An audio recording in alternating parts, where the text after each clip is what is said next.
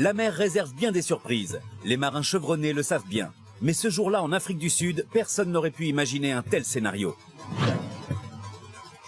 Vision d'apocalypse dans le nord de l'Oural. Une météorite de plus de 10 000 tonnes fonce vers la Terre à la vitesse de 65 000 km/h. Blessé par un requin, ce dauphin est en danger de mort. Seule une intervention humaine peut le sauver. Mais venir à la rencontre des humains pour demander de l'aide, aucun animal sauvage ne peut l'imaginer. Aucun, sauf Nari. Stupéfaction dans un village de Louisiane, aux États-Unis. Un pan entier de forêt va disparaître en quelques secondes. Retour sur un curieux phénomène, synonyme de catastrophe imminente. Le burp. Février 2011. Une bijouterie est prise d'assaut par 6 hommes. Et pourtant, les voyous vont être mis en déroute par la plus improbable des justicières. Une super mamie. Moment unique au fond de l'océan. Cette jeune femme entretient un lien extraordinaire avec l'un des prédateurs les plus redoutés, le requin. Un don unique qui éveille la curiosité des scientifiques du monde entier. Pour débuter notre anti-histoire, prenons la direction du Montana aux États-Unis. Une région réputée pour ses compétitions de ski, mais aussi de scooter des neiges. Un sport qui se pratique en haute montagne et plus particulièrement en hors-piste, où les risques d'avalanche sont bien réels. Écoutez attentivement le bruit de cette avalanche dévastatrice dans quelques instants. Quand la nature reprend ses droits, les manchots de l'Antarctique sont souvent traqués par des prédateurs. C'est le cas de ce petit manchot poursuivi par 2 orques. Une course-poursuite s'amorce. Le manchot semble en mauvaise posture, mais trouve un refuge inattendu.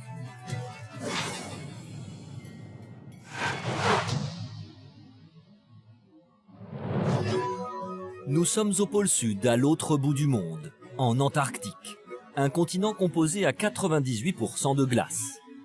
Ici, les scientifiques côtoient les touristes qui viennent observer les grands cétacés. Ce jour-là, des visiteurs norvégiens font connaissance avec des orques sur les côtes de l'océan austral. En effet, les mammifères marins viennent se nourrir ici depuis qu'une colonie de manchots y a élu domicile. Pour les orques, c'est un véritable garde-manger. Alors que les touristes filment les cétacés, ils sont témoins d'une bien étonnante course-poursuite. Au large, des orques pourchassent un jeune manchot papou. Mais l'oiseau marin est vif et d'une agilité à toute épreuve. Les prédateurs ne sont pas au bout de leur peine. Les orques n'abandonnent pas pour autant. Elles ne sont pas prêtes à laisser filer leur déjeuner si facilement. Et puis, contre toute attente, l'oiseau saute et se réfugie à bord du petit bateau. Les touristes n'en croient pas leurs yeux.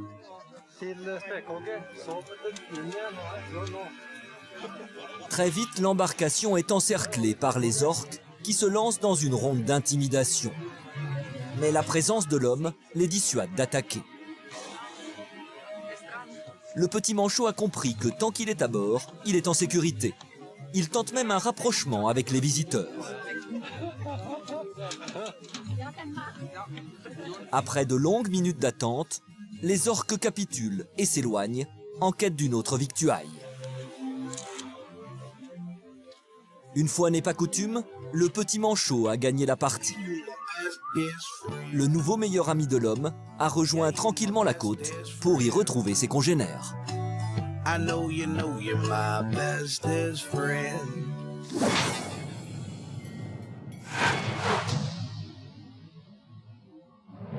Cet homme vient de réaliser un exploit, mais alors qu'il entame la descente, il est rattrapé par la nature. Dans les compétitions de scooter des neiges, les prises de risque sont maximales et les sensations fortes garanties. Sur des engins gonflés à bloc, les concurrents doivent gravir des pentes vertigineuses. Les traces laissées dans la neige détermineront celui qui est monté le plus haut, celui qui mérite la victoire. Nous sommes à West Yellowstone, dans le Montana. Les concurrents doivent se mettre en danger, la victoire est à ce prix. l'heure est venue pour Trennisberg de s'élancer.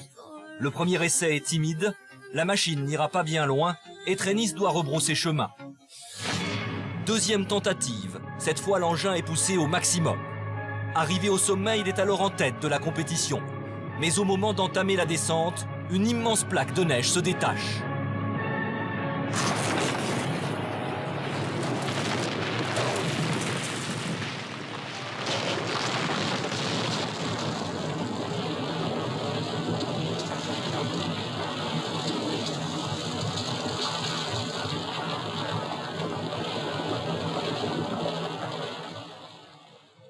En attaquant son virage, Trennis a déclenché une avalanche fulgurante.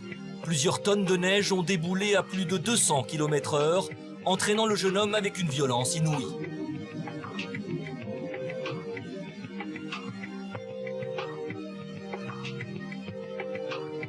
Trennis s'est retrouvé inerte au pied d'une pente abrupte de près de 200 mètres, qu'il a dévalée comme un pantin désarticulé.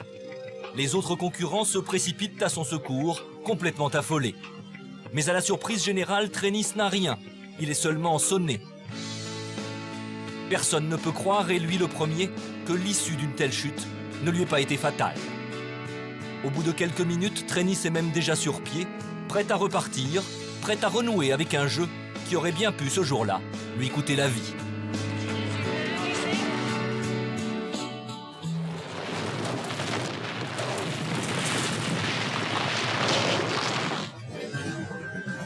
Intéressons-nous maintenant à ces deux plaisanciers qui ont eu la peur de leur vie. Ils naviguaient sur les côtes sud-africaines lorsqu'un mammifère marin de 40 tonnes a jailli de l'océan pour retomber sur la frêle embarcation. Image impressionnante à suivre. Le lac Huron, situé à la frontière des États-Unis et du Canada, a été le théâtre en février 2009 d'une véritable catastrophe météorologique. Sous l'effet de conditions climatiques très particulières, le lac glacé a littéralement explosé, projetant des blocs de glace sur les maisons aux alentours.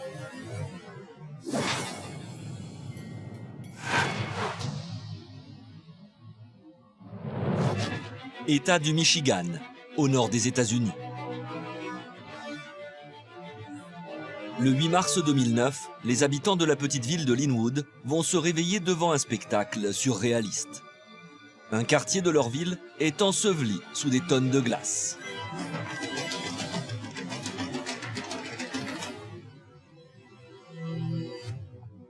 C'est la pire catastrophe que j'ai vue ici, et pourtant j'ai passé toute ma vie dans cette ville. J'ai entendu un énorme bruit, je suis sorti de chez moi, et là je n'arrivais pas à croire ce que je voyais. Pourtant, la vision est bien réelle. 36 maisons doivent être évacuées en urgence. Certains habitants se réveillent dans des chambres transformées en glacières, d'autres sont emprisonnés dans des murs de glace de 6 mètres de haut. Les dégâts sont considérables. Les images de cette explosion de glace font le tour du monde. Sur place, les envoyés spéciaux s'interrogent. Que s'est-il passé à Linwood ? Ce phénomène quand même spectaculaire est dû à des conditions météorologiques très particulières. Il faut qu'il y ait des vents violents à plus de 100 km/h par rafale qui soufflent sur une longue distance et pendant une durée de temps assez importante. Et du coup, sur ce lac qui était à moitié gelé, les blocs de glace, ces mini-icebergs ont été soulevés, ont été projetés sous la pression du vent et puis ils ne se sont arrêtés dans leur course que lorsqu'ils ont rencontré un obstacle et notamment des maisons. Il faudra des heures aux autorités compétentes pour dégager les tonnes de glace qui recouvrent la ville avant que le dégel ne complique les opérations. Un événement historique. Ça, ce sont quand même des phénomènes exceptionnels. Mais on dit qu'on peut très bien voir ça une fois dans sa vie. C'est déjà pas mal quand même. Par chance, il n'y aura aucune victime. Et même si les habitants de la région sont habitués aux hivers rudes, ils espèrent ne plus jamais revivre une telle situation.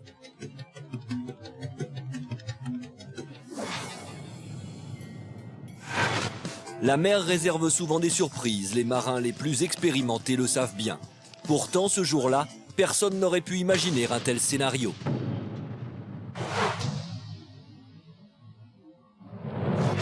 18 juillet 2010 dans la baie du Cap, en Afrique du Sud. Le temps est au grand beau et les conditions idéales pour une sortie en mer. C'est d'ailleurs ce qu'ont prévu Ralph Moses et Paloma Werner. En ce dimanche estival, ces navigateurs expérimentés ont fermé leur école de voile pour s'octroyer une escapade en amoureux à bord de leur voilier, l'Intrépide. Mais ce bateau n'a jamais aussi bien porté son nom que ce jour-là. Ce qui n'était qu'une banale promenade en mer va prendre les allures d'une aventure à haut risque. On naviguait tranquillement du côté de Robben Island quand soudain, une baleine a surgi au loin. En quelques secondes, elle avait parcouru la moitié de la distance qui nous séparait. On observait sa trajectoire en pensant qu'elle n'allait pas nous atteindre, alors on ne s'est pas inquiété. Lorsqu'elle a surgi, c'était trop tard. Au début, on n'aurait jamais imaginé qu'elle arriverait aussi près de nous. Tout est allé si vite, on n'a pas eu le temps de réaliser. La collision est inévitable. Depuis un bateau naviguant à proximité, muni de son téléphone portable, un plaisancier filme tant bien que mal cet incroyable face-à-face. En sautant, la baleine a heurté très violemment le bateau, entraînant la chute du mât. Heureusement, le mastodonte de 15 mètres de long et plus de 40 tonnes n'est pas retombé sur l'embarcation. Paloma et Ralph ont évité le pire, mais ils ont eu la frayeur de leur vie.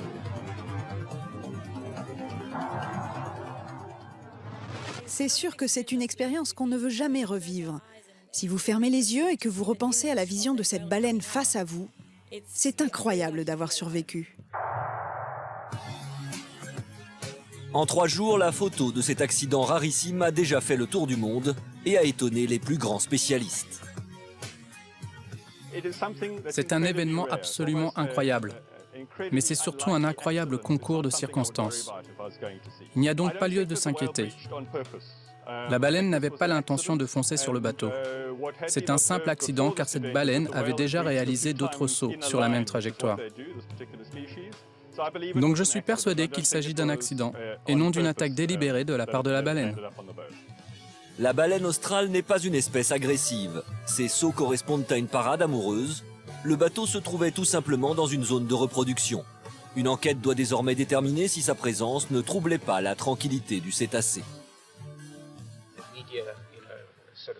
Les médias ont dit que nous étions venus harceler cette baleine. Ce n'est pas vrai. Je peux vous affirmer que nous n'avions aucune intention malfaisante, au contraire. Nous sommes très respectueux de ces animaux. D'ailleurs, nous naviguons avec la voile et pas avec le moteur. Heureusement, cet accident n'a pas eu de conséquences graves, puisqu'il n'y a eu que des dégâts matériels, estimés tout de même à plus de 10 000 €. C'est finalement un immense coup de chance pour ce couple de marins, mais aussi pour l'auteur de cette photo, considérée comme unique au monde. Elle est connue pour être la personnalité la plus puissante du show business. Il s'agit de la présentatrice et productrice américaine célèbre Oprah Winfrey. Elle n'est pas facile à étonner, et pourtant, c'est une surprise de taille que lui ont réservé 21 000 personnes. Direction Chicago dans quelques instants. Restons aux États-Unis et plus précisément dans le métro new-yorkais et son dédale de 368 km de lignes empruntées chaque jour par plus de 5 millions d'usagers. Le 2 juillet 2007, un jeune homme est pris de convulsions et tombe sur la voie lorsqu'un train arrive. Sa mort semble inévitable. Cet homme s'appelle Wesley Autrey. C'est une star aux États-Unis. Invité sur tous les plateaux de télévision, il a reçu de nombreuses médailles, dont l'une remise par le président George Bush en personne. Il faut dire que Wesley n'est vraiment pas un homme comme les autres. Il est ce qu'on appelle un héros des temps modernes.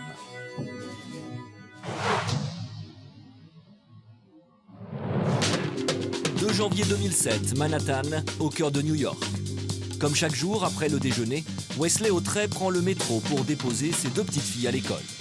Il se rend ensuite sur le chantier où il travaille comme contremaître. Il est environ 12h30, le métro entre en gare.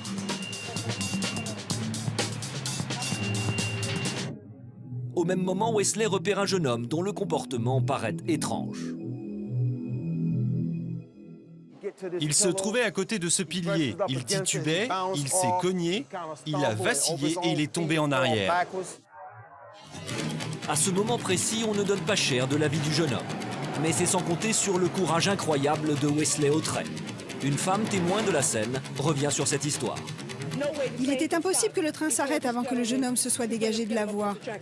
Cet homme a sauté sur la voie, il a poussé le garçon au milieu des rails, il s'est mis sur lui pour le protéger, il l'a plaqué contre le sol, le train est arrivé et il leur est passé dessus.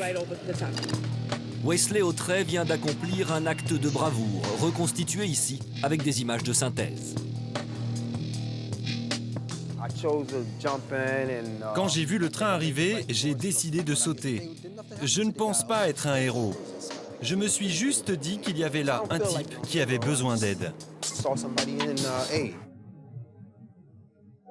Grâce à Wesley, Cameron Holopeter, un étudiant de 19 ans, va s'en sortir avec quelques blessures superficielles. Cet homme est un saint. Je ne sais pas comment je pourrais le remercier. Mais surtout, je veux lui dire un immense merci au nom de toute notre famille. Et pendant que le jeune homme se remet doucement de ses émotions, Wesley Autrey est célébré tel un héros national. Il reçoit de multiples récompenses et fait le bonheur de ses 2 petites filles. Aux États-Unis, il est devenu un exemple, la fierté de tout un peuple. Depuis cette aventure, l'homme est très sollicité. Il s'est même vu offrir de grosses sommes d'argent. Mais cet argent-là, Wesley n'en veut pas et il le reverse intégralement à des œuvres caritatives. Pas de doute, cet homme est un vrai héros.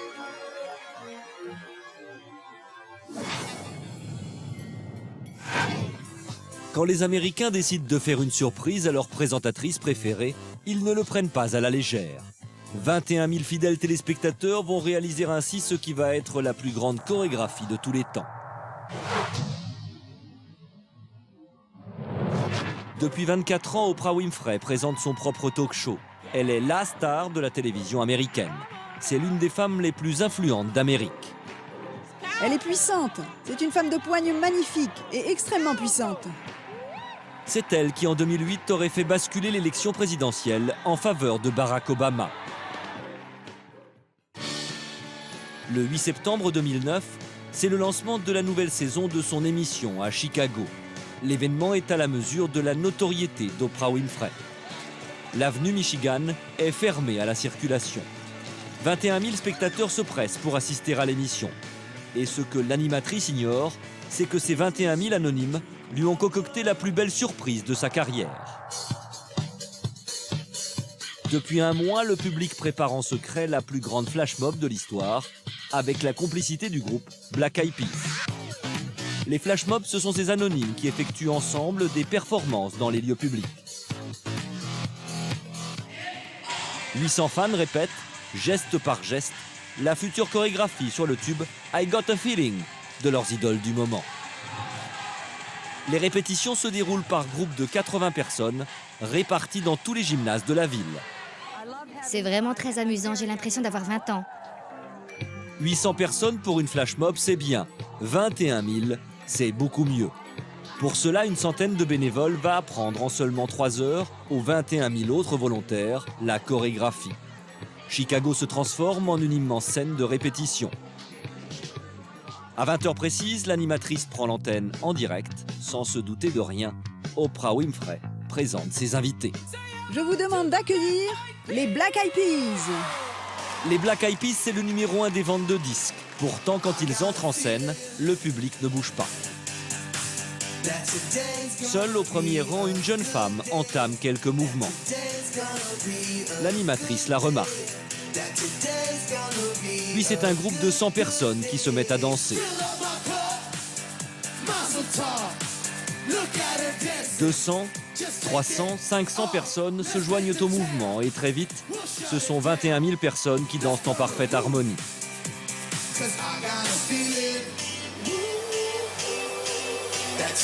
Le spectacle est époustouflant. La chorégraphie est impeccable. On a peine à imaginer que ces anonymes l'ont apprise seulement 3 heures avant la performance.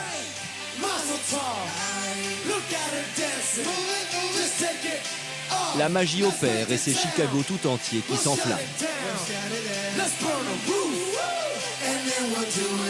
Pour une fois, Oprah Winfrey est spectatrice de son émission. Celle qui a la réputation de tout maîtriser vient de se faire piéger par son public.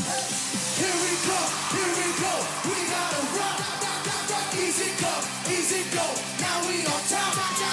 Feel the shock, body rock.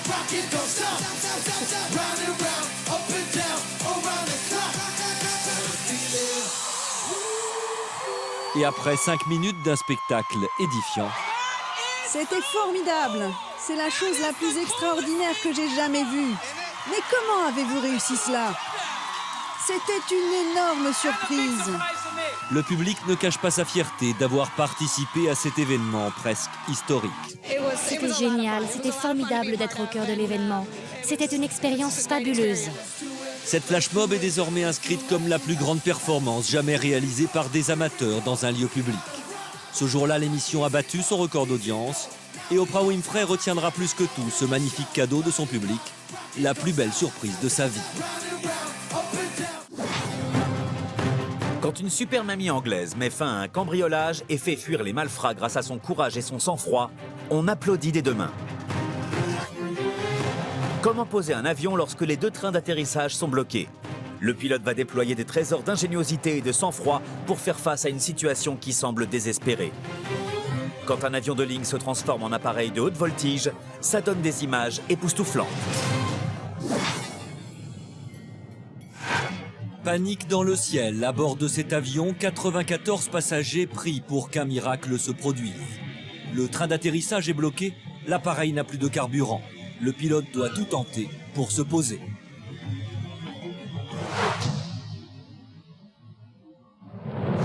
Greensboro, au nord-est des États-Unis, en Caroline du Nord. Greensboro est son aéroport de province plutôt paisible. Pourtant, le 2 août 1989, l'ambiance qui règne ici est tout, sauf tranquille. À un peu plus de 130 km de là, un avion transportant 94 passagers est sur le point d'atterrir à l'aéroport de Charlotte. Mais le pilote de l'appareil a un gros souci. 2 de ses trains d'atterrissage ne veulent pas sortir. À ma connaissance, ça n'était jamais arrivé que les 2 principaux trains d'atterrissage restent bloqués. C'est pour ça que dans les manuels, il n'y avait aucune procédure de prévue pour ce cas de figure. Un incident inédit et surtout lourd de conséquences. Il est impossible d'atterrir dans de telles conditions. Pour faciliter les mesures de secours, l'avion est alors redirigé vers Greensboro, où le trafic aérien est moins important. Toutes les télévisions locales se rendent sur place pour tourner des images exceptionnelles. Les autorités, elles, se préparent au pire. On était très inquiets quand on a vu que les trains d'atterrissage de l'avion n'étaient pas sortis. On savait que c'était un incident très sérieux.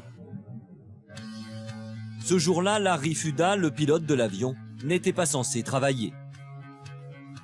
Il y avait une soirée à laquelle je souhaitais assister. Donc j'ai pris la place d'un autre pilote sur ce vol pour pouvoir m'y rendre. Avec du recul, je dois dire que j'ai eu quelques regrets. Mais dans les airs, le pilote est loin d'être à la fête. S'il veut atterrir, il n'a pas le choix. Il va devoir débloquer les 2 trains d'atterrissage. Notre première urgence a été de remonter à 3000 mètres d'altitude et ensuite de piquer à 1500 mètres. Arrivé à cette altitude, j'ai demandé à mon copilote de redresser l'appareil pour essayer de provoquer la sortie du train d'atterrissage. C'était un peu comme les montagnes russes, mais en pire. La manœuvre du pilote porte enfin ses fruits. Du moins en partie, car malheureusement, seul le train d'atterrissage droit est sorti. Impossible de débloquer le gauche. Lorsque vous entendez des enfants, des bébés pleurer à l'arrière de l'avion, ça vous renforce dans l'idée qu'il faut tout faire pour les ramener vivants sur la terre ferme. Fort de ses 26 ans d'expérience, il va tenter une dernière manœuvre encore plus audacieuse pour faire sortir le train gauche. L'avion s'est approché de ce côté de la piste et le pilote a fait rebondir l'appareil sur le tarmac pour essayer de faire sortir le train d'atterrissage. À plusieurs reprises, le pilote fait volontairement toucher brusquement le train droit de son appareil sur la piste. À bord de l'avion, les 94 passagers s'accrochent à leur siège et à la vie. Je me suis dit qu'en faisant rebondir l'avion de cette façon, ça débloquerait le train d'atterrissage gauche. On a essayé une première fois.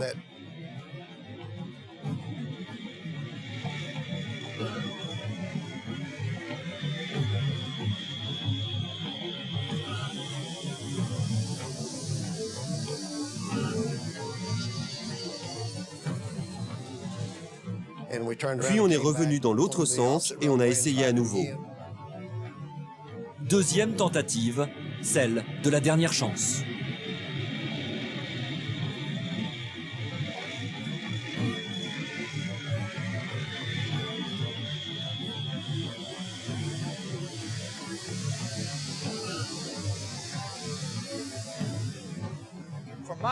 C'est vrai que j'ai l'habitude d'intervenir sur des avions, donc je sais ce qui peut arriver. Mais là, la situation était vraiment très tendue. L'avion a beau toucher la piste plusieurs fois avec son train d'atterrissage droit, rien à faire, le train gauche reste bloqué. L'heure est grave, il n'y a presque plus de carburant dans l'avion. Il ne nous restait plus que 13 minutes de carburant, donc nous n'avions plus le choix, il fallait se poser. Au sol comme dans l'appareil, tout le monde retient son souffle. Les passagers se préparaient au pire des scénarios, mais on espérait vraiment que tout allait bien se passer. Les 15 dernières secondes du vol, il me faudrait une semaine entière pour vous les raconter.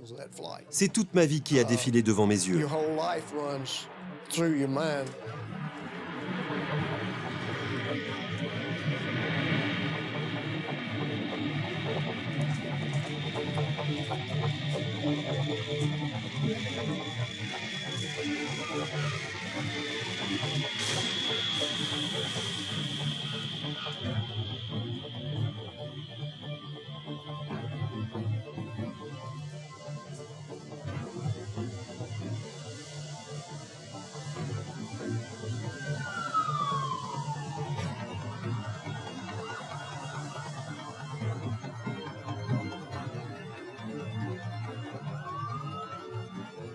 Il a vraiment fait un excellent travail en maintenant le plus longtemps possible l'aile gauche de son appareil dans les airs.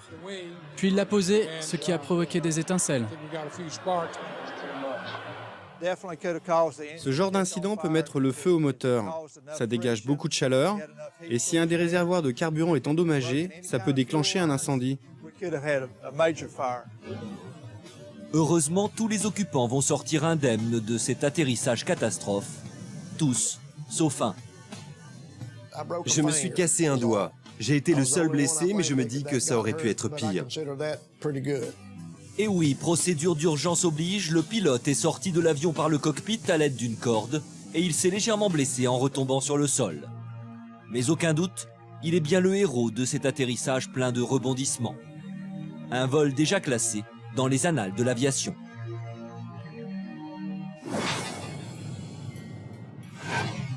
Février 2011, une bijouterie est prise d'assaut par 6 hommes.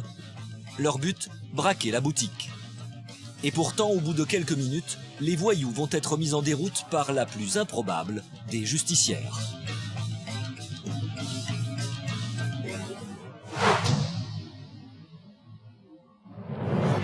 Northampton, une ville industrielle située à environ 100 km au nord-est de Londres.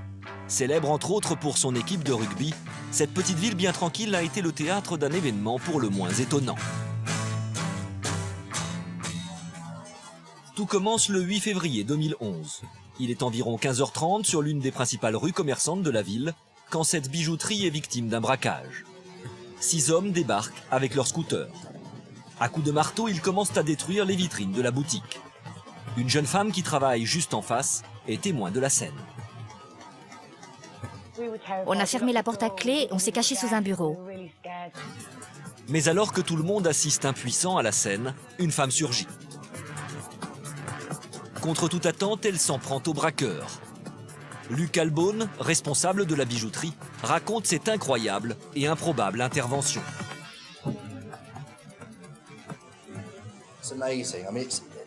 Elle a fait preuve d'un courage exemplaire. Rendez-vous compte, elle a affronté à elle seule 6 hommes armés de marteaux, mais ça ne l'a pas arrêtée. Elle a foncé droit sur eux. Son intervention a fait diversion et nous a permis de fermer les grilles du magasin. Cette femme réussit à elle seule à faire fuir les malfrats. Tous ceux qui étaient présents ce jour-là n'arrivent d'ailleurs toujours pas à y croire.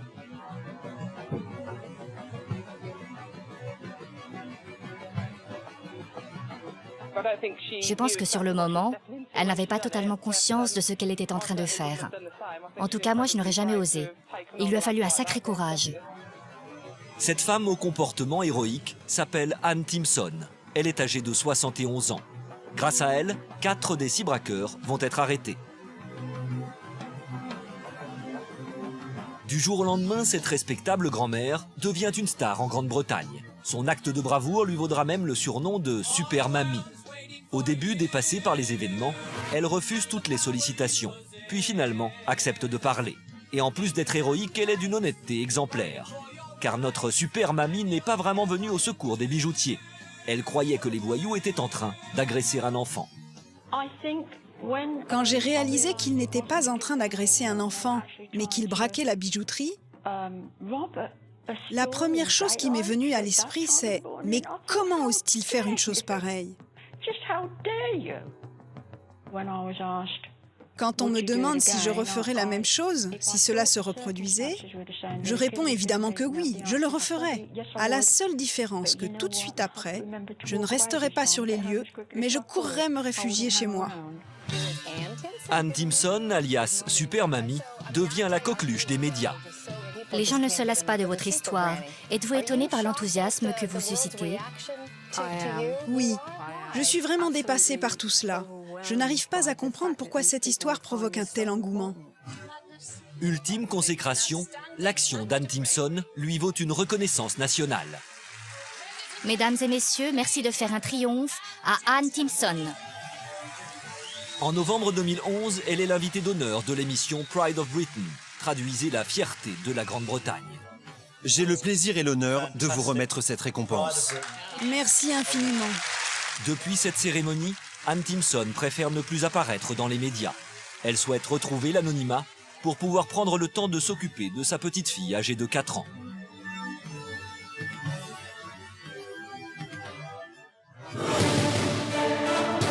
Vous le savez, les dauphins sont doués d'une intelligence hors du commun qui leur permet de communiquer avec l'homme. L'histoire qui va suivre en est l'exemple poignant.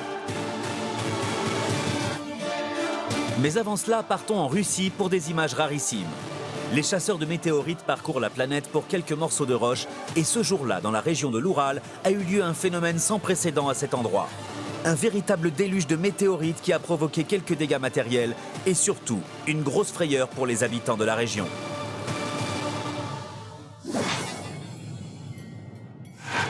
Vision d'apocalypse dans le nord de l'Oural. Une météorite traverse le ciel et s'apprête à percuter la Terre.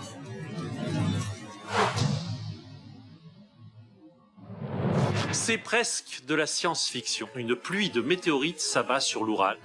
Nous sommes à Chelyabinsk, au nord de la Russie, à la frontière du désert de l'Oural. Ce 15 février 2013, plusieurs milliers de personnes assistent simultanément à un phénomène rarissime. Les gens ont vu une grosse boule de feu dans le ciel. C'était la rentrée dans l'atmosphère d'un caillou de l'espace. Pendant cette rentrée, il s'est désagrégé en plein de petits morceaux. La taille estimée du caillou initial, avant qu'il arrive jusqu'au sol, c'est à peu près 17 mètres. 17 mètres, ça fait quoi? Ça fait un gros bâtiment. À notre échelle, ça paraît gros, mais dans l'échelle du système solaire, c'est vraiment minuscule. Ce minuscule caillou de plus de 10 000 tonnes fonce droit sur la Terre à la vitesse de 65 000 km/h. La surprise est totale, personne n'avait prévu cet événement. Alors les scientifiques n'ont pas pu prévoir cet événement, tout simplement parce que même avec 17 mètres, l'objet reste très petit dans le système solaire. Aussi parce que l'objet venait d'une direction proche du Soleil, et évidemment quand on a un gros télescope, on ne regarde jamais en direction du Soleil, sinon on crame complètement la caméra. Sous les yeux des habitants de la ville, la météorite traverse le ciel, laissant derrière elle une inquiétante fumée. Je regardais à la fenêtre et j'ai vu cette traînée géante qui traversait le ciel. Alors que la fumée peine à se dissiper, les habitants ne se doutent pas encore que la météorite a déjà percuté le sol. Et quelques minutes plus tard...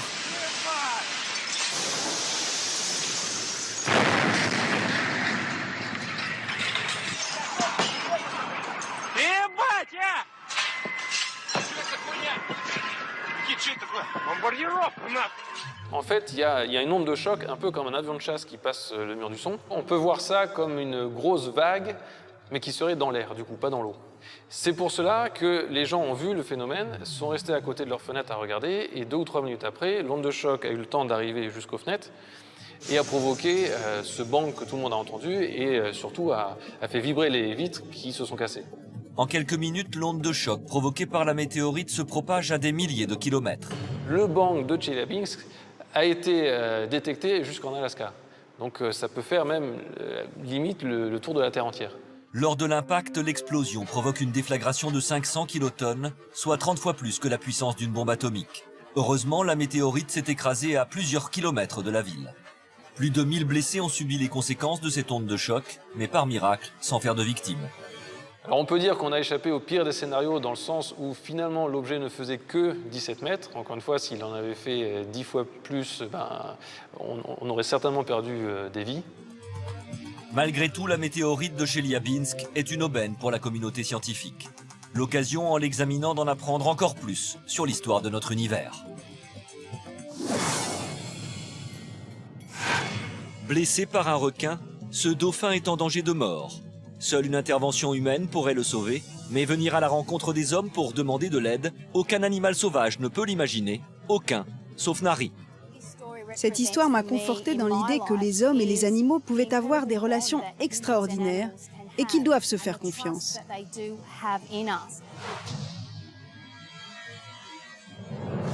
Nous sommes à Tangalooma, dans la baie de Morton, sur la côte est de l'Australie.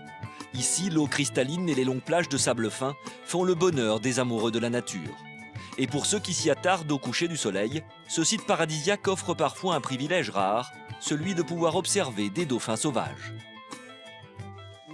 Il y a plusieurs années, des réverbères ont été installés au bout de la jetée. Ces lumières ont attiré beaucoup de poissons et comme les dauphins en sont friands, ils ont compris qu'ils pouvaient trouver de la nourriture ici. Il y a environ une dizaine de dauphins sauvages qui nous rendent visite régulièrement. Au fil du temps, les responsables du site ont noué une étonnante complicité avec ces dauphins, et notamment avec Nari, un mâle âgé de 15 ans. La relation que j'ai avec Nari est très particulière. On est vraiment très proches. Je le connais depuis qu'il est né, je l'ai vu grandir, je l'ai vu affirmer son caractère de mâle dominant. C'est un animal sauvage, mais je continue à garder une réelle complicité avec lui et je ressens tout de suite quand il va bien ou non. Et justement, au soir du vendredi 13 février 2009, quand les dauphins font leur apparition au bord de l'eau, Suzanne s'aperçoit très vite que Nari a un problème. Je me trouvais sur la jetée et curieusement, Nari restait près de moi. D'en haut, j'ai remarqué une immense entaille sur sa tête, une plaie béante. J'ai d'abord pensé qu'il avait été percuté par l'hélice d'un bateau. J'étais terriblement inquiète et je me suis jetée à l'eau pour voir la blessure. Et là, j'ai compris que c'était une attaque de requin.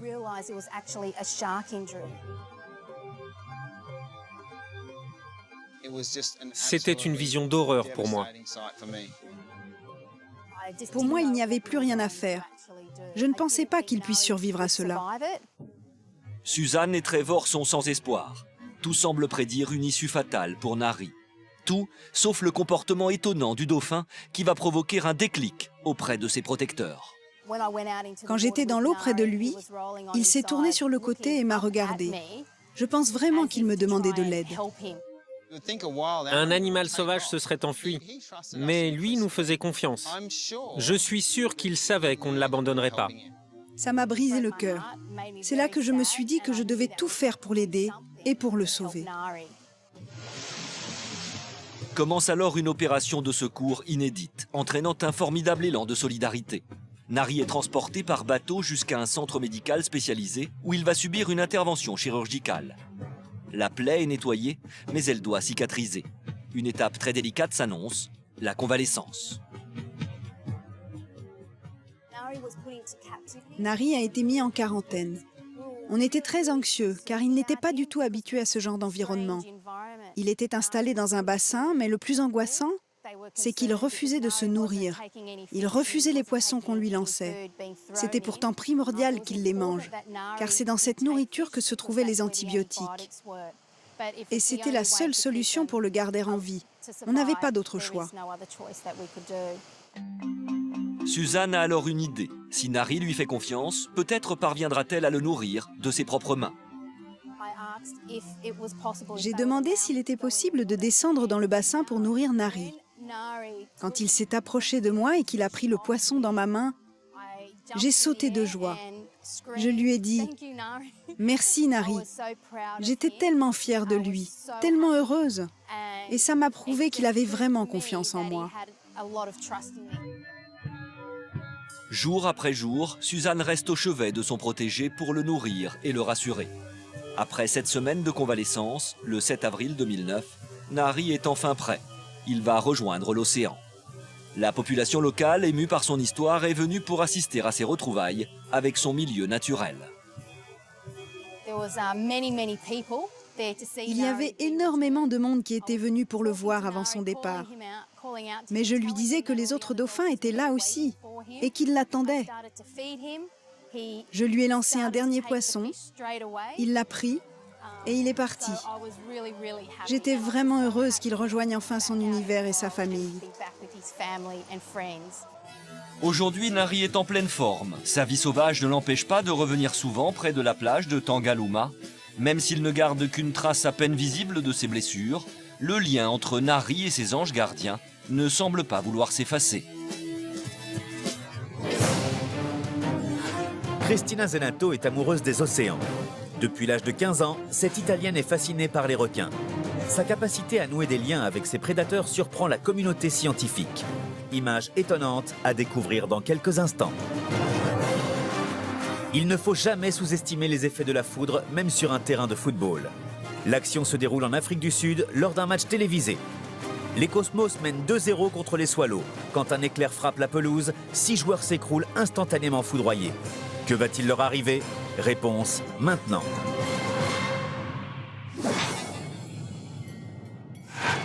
Le football, la discipline sportive la plus populaire du monde.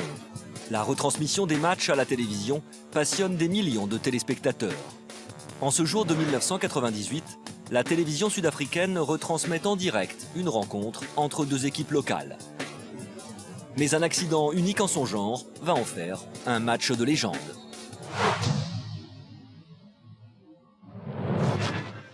Johannesburg, capitale économique de l'Afrique du Sud.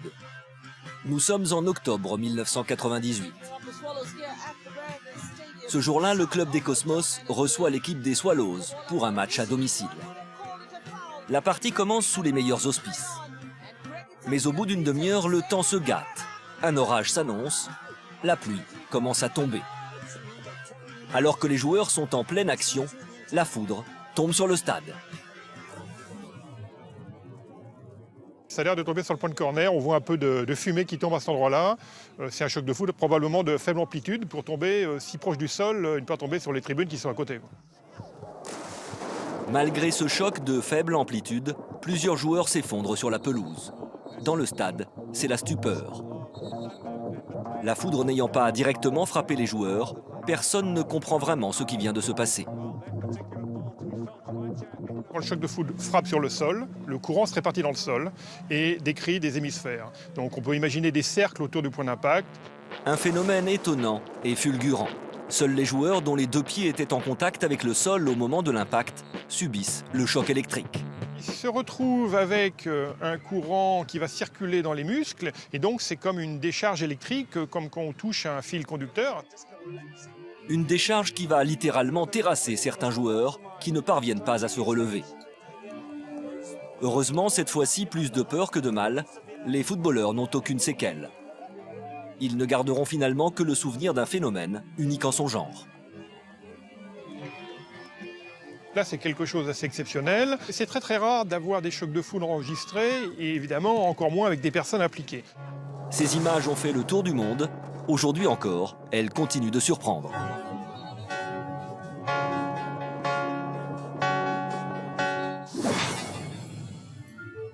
Cette jeune femme qui évolue au milieu d'un banc de requins n'est ni une inconsciente, ni une trompe-la-mort. Elle suscite la curiosité des scientifiques du monde entier en nouant avec ses prédateurs un lien exceptionnel. Mais quel est le don de celle que l'on nomme la femme requin ?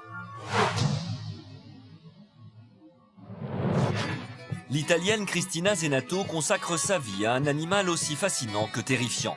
Depuis 25 ans, elle étudie les requins. Alors que les spécialistes préfèrent observer l'animal de loin, Cristina, elle, n'hésite pas à les approcher de très très près. Cristina, c'est vrai qu'elle a ce talent d'approcher les requins de très près. C'est une chose qui n'est pas aisée parce que les requins sont en général craintifs, donc ils n'aiment pas spécialement la présence humaine. Pour être acceptée des prédateurs, Cristina développe des techniques de nage et de concentration. La moindre erreur de sa part peut déclencher chez l'animal un réflexe de défense mortel.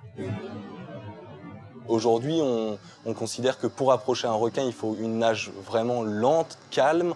Il faut aussi contrôler son rythme cardiaque, puisque les requins sont dotés de sens, notamment ils peuvent détecter les faibles courants électriques qui traversent tout organisme vivant. Flirter avec les requins n'est pas le moindre de ses talents. Christina a surpris la communauté scientifique internationale en repoussant les limites qu'aucun homme n'avait encore franchies. Elle va un peu plus loin que beaucoup de gens ont été jusque-là. Moi-même qui suis plongeur, j'ai été observer ces animaux en milieu naturel. Jamais ne m'est venu à l'idée d'essayer d'aller rentrer en contact physique avec eux. Christina a passé ce pas aujourd'hui, elle arrive à toucher des requins, à les caresser. Mais il y a encore plus fou. En un geste, Christina plonge le requin dans une sorte de léthargie. Le squale s'en remet alors à la plongeuse. Un phénomène incroyable dont on ignore encore presque tout.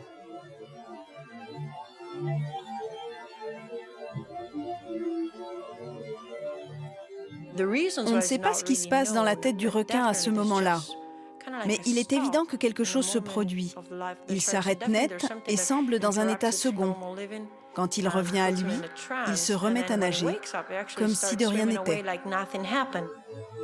On ignore encore beaucoup de choses sur les requins et sur les techniques que Christina emploie pour les apprivoiser. Mais à force de nager avec eux, la jeune femme est aujourd'hui capable de faire tenir ce monstre dans le creux de sa main.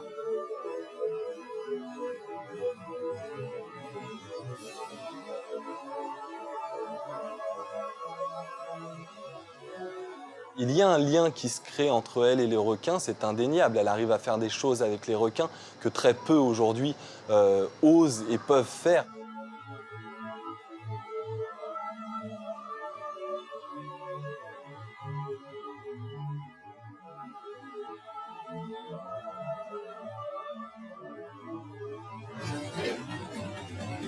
Imaginez un cheval suspendu dans le vide sur un pont de chemin de fer. Telle est la situation incongrue à laquelle doivent faire face les secours américains qui s'organisent dans l'urgence. Voici l'histoire de Thérèse Bordet, une touriste française qui s'est retrouvée seule pendant 11 jours dans les montagnes espagnoles après s'être égarée. Comment a-t-elle fait pour survivre? Regardez.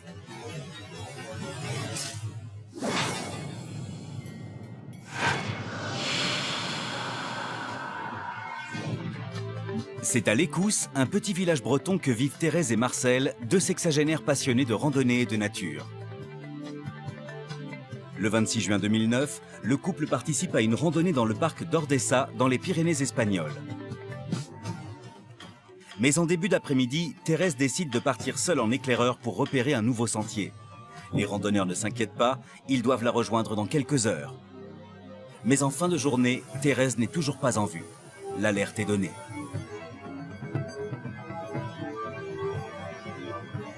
C'est vrai que depuis un hélicoptère, si on a une très bonne vision dans l'ensemble, une personne qui n'est pas dans un endroit dégagé ne passe pas nécessairement aperçue pour le pilote et le mécanicien. La situation est grave. À 61 ans, Thérèse est seule dans la montagne. Elle n'a emporté ni eau ni vivres. Le site est accidenté et extrêmement sauvage. Les ravins sont profonds et malgré la saison estivale, la température chute d'1 degré toutes les heures. Dès le lendemain matin, les gardes civils espagnols se dispersent dans la montagne et quadrillent une large zone. Mais Thérèse Bordet reste introuvable. Un jour, 2 jours, 3 jours. La situation n'évolue pas. Comment cette femme s'en sort-elle? Je m'étais fabriqué un abri pour la nuit. Je sortais vers 9h. 8-9 heures, l'heure des passages de l'hélicoptère. Je prenais l'eau dans le torrent, puis je la filtrais avec un mouchoir. Le 29 juin, pour les secours, le cap fatidique des 3 jours est passé. Donc quand on est perdu en montagne, au bout de 3 jours, c'est effectivement les secours n'ont pas retrouvé la personne. Il y a très peu de possibilités de la retrouver vivante. C'est vraiment les premières heures qui sont les plus importantes. Mais ils n'abandonnent pas. Thérèse est en danger de mort. Ils doivent la retrouver coûte que coûte. Quand on est dans une situation comme ça, une situation difficile, le plus important c'est le mental, c'est effectivement la volonté de vivre, la capacité intellectuelle, morale à vouloir faire face, à vouloir survivre, à vouloir s'accrocher à la vie. Et je crois que de ce point de vue, Thérèse a effectivement affiché une volonté réelle de vivre et de survivre. À aucun moment, Thérèse ne cède à la panique ni même au désespoir. Et 11 jours après sa disparition, elle est enfin repérée. Notre plus grande surprise a été de la retrouver vivante malgré les conditions climatiques très dures qu'elle a traversées. Presque tous les après-midi, il y a eu de l'orage et de la grêle. C'est vrai que retrouver quelqu'un après 11 jours dans des conditions de santé comme celle de Thérèse, c'est quelque chose qui est absolument exceptionnel. Notre miraculée a retrouvé les siens, mais elle s'en veut surtout pour l'angoisse qu'elle a fait subir à ses proches. Je m'excuse pour les soucis parce que c'est pas facile pour eux non plus. C'était sûrement encore plus dur pour eux que pour moi.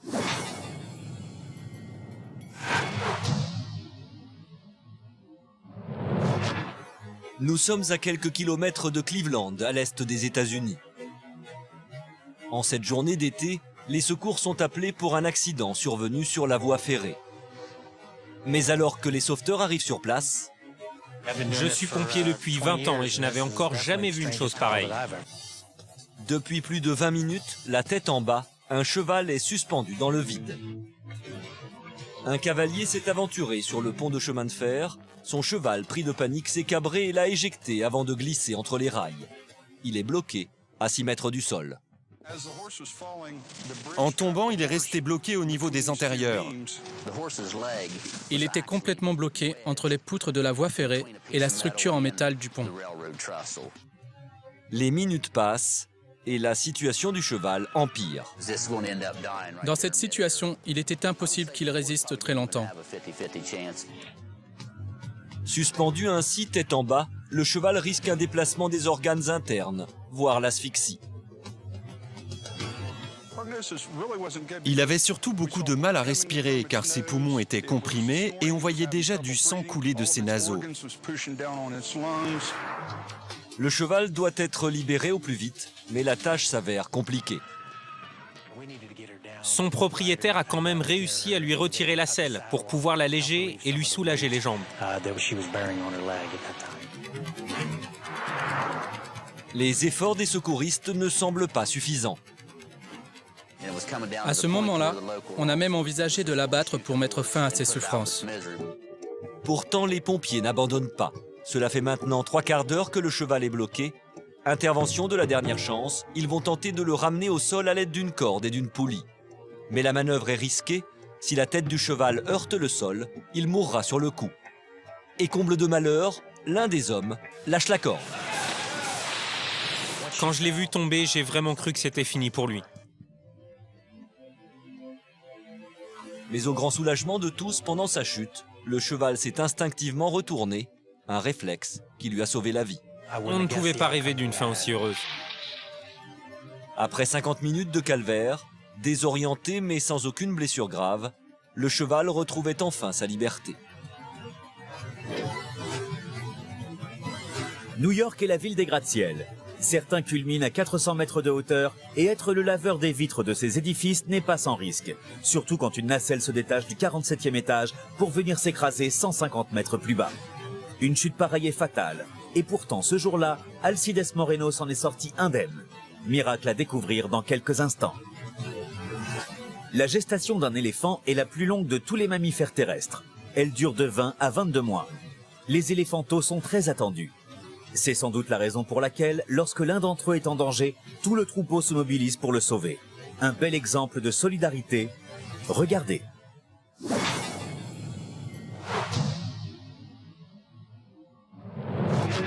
Nous sommes en Afrique du Sud, près du Cap, dans la réserve de Garden Route Trail. Des centaines d'espèces y vivent en liberté, et parmi elles, des éléphants. Mais alors que les animaux passent à proximité d'une mare, un éléphanteau s'écarte du troupeau et tombe dans l'eau boueuse. Pour un tout petit comme ça, le gros risque, c'est de s'épuiser et donc de se noyer par épuisement. Aussi bien dans un trou de boue que dans une rivière ou un cours d'eau trop puissant. Le petit éléphant envoie des signes de détresse. Très vite, ses congénères se mobilisent. Sa vie est en danger. Le petit, on entend bien qu'il panique un petit peu, donc il émet des cris de détresse. Ensuite, il y a des vocalises entre adultes, d'un son un peu grave, qui permet en fait aux animaux de se positionner entre eux ou de savoir un petit peu ce dont il s'agit, quel est le danger.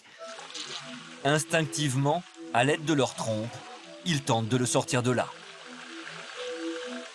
Cette trompe, elle est aussi puissante qu'elle est délicate. C'est une succession d'anneaux musculaires très puissants, très agiles. Ils auraient pu le sortir d'un trou de boue assez facilement avec la trompe, sans problème.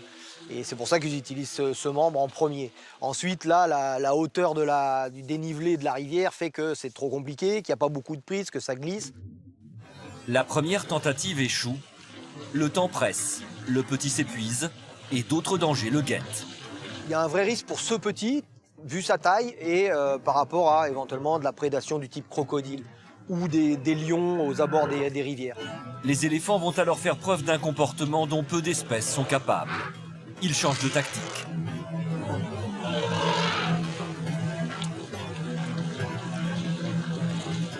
Il y a une vraie mémoire chez les éléphants et donc aussi une réflexion puisqu'ils vont trouver des solutions qui ne fonctionnent pas au départ. La trompe, le dénivelé trop important et donc ils vont changer d'optique. Un véritable sauvetage se met alors en place. L'un des pachydermes tente de hisser le petit en le poussant. Mission impossible. Mais les adultes du troupeau ne cèdent pas à la panique. Chez les éléphants, tout particulièrement, on laisse vraiment jamais tomber. Il faut vraiment qu'ils aient épuisé toutes les solutions possibles pour sortir un petit d'un trou. Un deuxième éléphant descend dans la mare pour l'aider à rejoindre la rive. L'éléphanto est sorti d'affaire. Tout le troupeau va l'entourer. Il y a une forte attention au fait d'avoir d'abord sorti ce petit, puis en fait à le calmer, le rassurer. Il y a forcément à ce moment-là, ils vont aussi voir son état, c'est-à-dire ils viennent tous un petit peu sentir ce qui s'est passé. Le petit éléphant est passé très près d'une mort certaine. Nul doute qu'il gardera longtemps ce souvenir au plus profond de sa mémoire d'éléphant.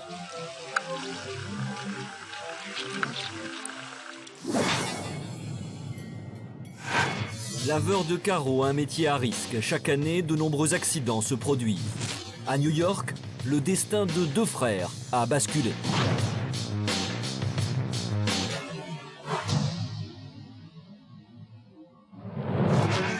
New York, chaque jour, des milliers de laveurs de vitres travaillent suspendus à plus de 150 mètres du sol.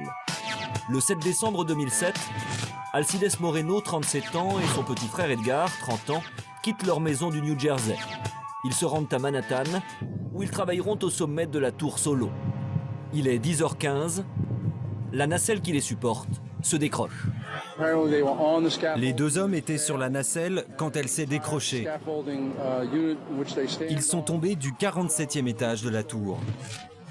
La vitesse et la hauteur de la chute annoncent une issue tragique. Ce monsieur, pour une chute d'une hauteur de l'ordre de 150 mètres, a probablement touché le sol avec une vitesse qui est de l'ordre de 200 km/h. La nacelle se fracasse sur le trottoir. Il y a eu un énorme vacarme. C'était presque comme si un immeuble entier s'écroulait. C'était tout simplement hallucinant. Les pompiers se rendent sur les lieux. Edgar, le plus jeune frère, est mort sur le coup. Un verdict sans surprise après cette chute de 150 mètres. Mais alors que les secouristes s'approchent du deuxième corps, ils font une impensable découverte. Alcides est en vie. Les chances de survie de ce brave monsieur, statistiquement, c'est 0. Mais voilà, les statistiques sont faites pour être défiées un jour ou l'autre, et ce patient, ayant probablement eu toutes les conditions favorables de son côté, a pu survivre à quelque chose d'exceptionnel. L'état d'Alcides est très préoccupant. Emmené à l'hôpital, il subit 9 opérations successives. Un seul signe permet d'affirmer qu'il est en vie, il respire. 18 jours après la chute, le soir de Noël, Alcides ouvre enfin les yeux. Il voulait toucher mon visage, mes cheveux. J'ai donc pris sa main et je l'ai guidé. Mais apparemment, il avait déjà essayé de faire ça avec l'infirmière. Toutes les personnes dans la chambre ont eu l'air de trouver ça drôle. Quand ils sont sortis, j'ai dit à Alcides, « Tu n'es pas censé faire cela, mon chéri. Tu dois seulement avoir envie de toucher ta femme, pas l'infirmière. » Alcides peut donc bouger, et ce n'est pas tout. Il s'est tourné vers moi et il m'a dit « Qu'est-ce qui s'est passé ?»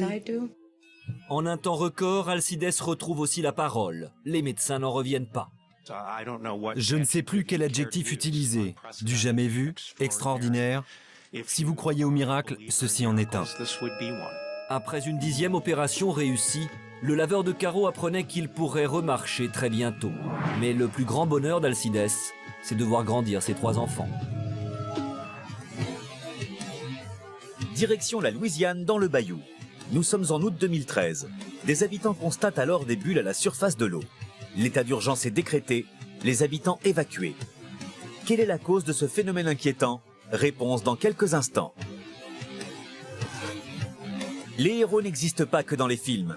Il arrive parfois qu'un homme risque sa vie pour en sauver un autre de manière instinctive.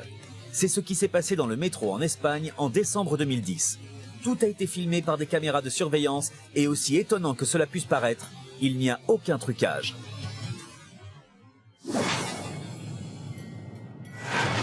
Sur le quai du métro de Madrid, un passager vient de tomber sur la voie. Alors que le train approche, un homme va tenter de le secourir.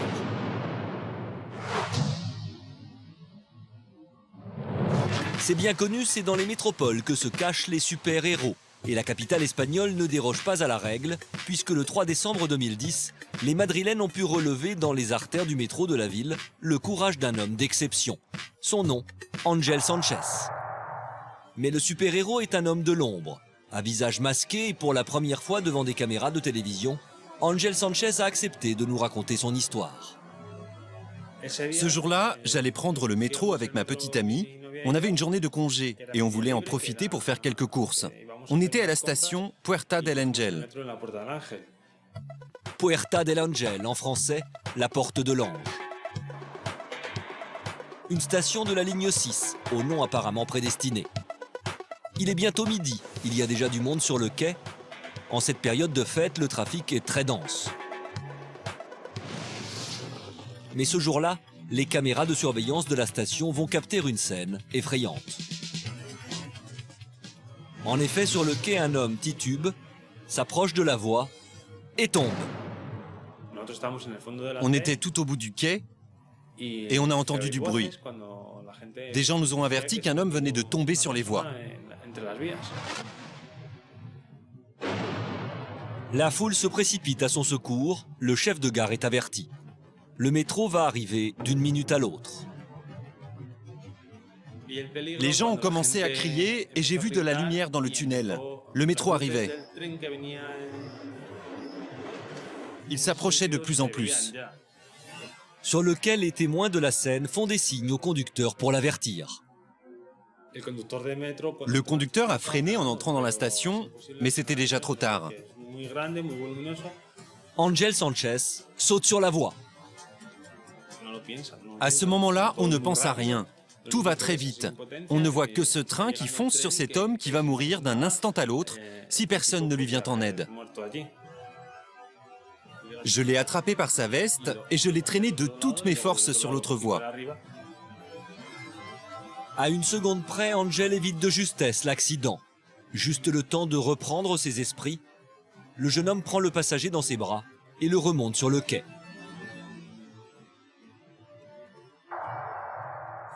C'est seulement à ce moment-là que je me suis rendu compte du danger auquel je m'étais exposé. Et immédiatement, les gens ont commencé à m'applaudir et à dire que j'étais un héros. Et oui, acte héroïque oblige, l'ange du métro de Madrid suscite désormais respect et admiration. Un héros, c'est un héros. C'est spectaculaire, formidable. Il n'y a pas de mots. Tout est allé si vite. Je ne crois pas que j'en aurais fait autant. Pour moi, il a fait la plus belle des actions. Ce malheureux a vraiment eu de la chance de tomber sur un ange gardien comme celui-ci. Un ange gardien. Cette admiratrice ne croit pas si bien dire, car Ángel Sánchez est gardien de la paix depuis seulement 2 mois. Si ce jour-là il n'était pas en fonction, il a néanmoins pris du galon dans le métro de Madrid.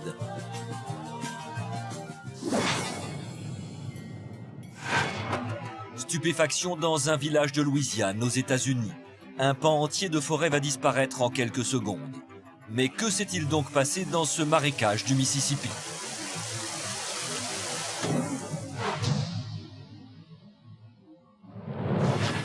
Nous sommes en Louisiane, dans la région de Bâton Rouge, célèbre pour ses marécages, le fameux bayou. En ce mois d'août 2012, les habitants de la région qui vivent au bord de ces eaux sinueuses constatent de curieux phénomènes. Des bulles apparaissent à la surface de l'eau. Quelque chose se passe dans les profondeurs de ce lac. Les bulles annoncent probablement que la Terre est en train de trembler ou que des fissures ou des failles sont en train de s'organiser. Et c'est un signe annonciateur. Ce phénomène, appelé le burp, annonce une catastrophe imminente. Sous ce lac, la Terre est en train de s'ouvrir.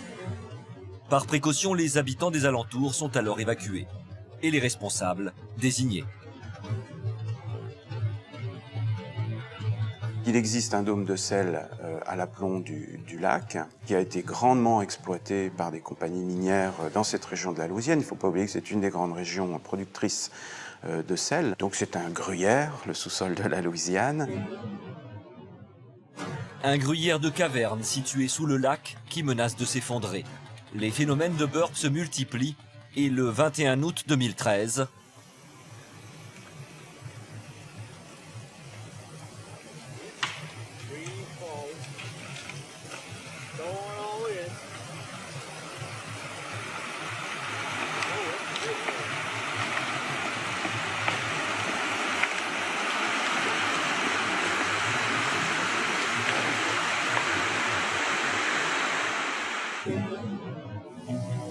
des arbres de plus de 20 mètres de haut sont littéralement avalés par la faille qui s'est ouverte. La faune et la flore disparaissent dans les tréfonds du lac.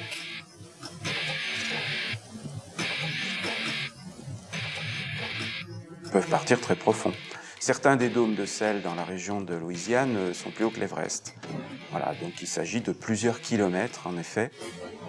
Certaines failles peuvent atteindre plus de 50 km de profondeur. Depuis un an, ce phénomène se serait produit des dizaines de fois, et ce qui était à l'origine une petite étendue d'eau fait désormais la taille de 13 terrains de football. On ne peut pas prévoir.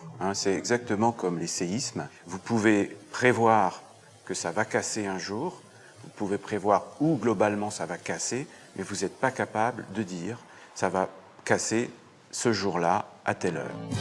Ces dernières semaines, le phénomène se serait atténué. Mais les habitants de Bâton Rouge redoutent l'apparition de nouvelles bulles à la surface de l'eau.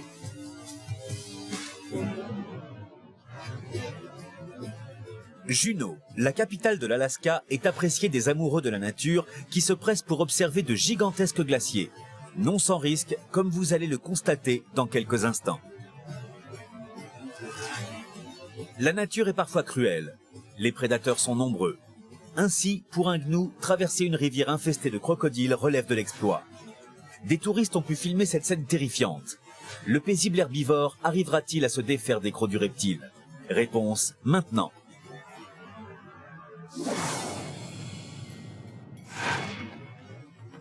Chaque année, le même drame se joue ici. Au cours de leur migration, des milliers de gnous périssent dans cette rivière, théâtre d'une bataille contre les éléments et contre les prédateurs. Mais parfois, la nature s'affranchit de ses lois.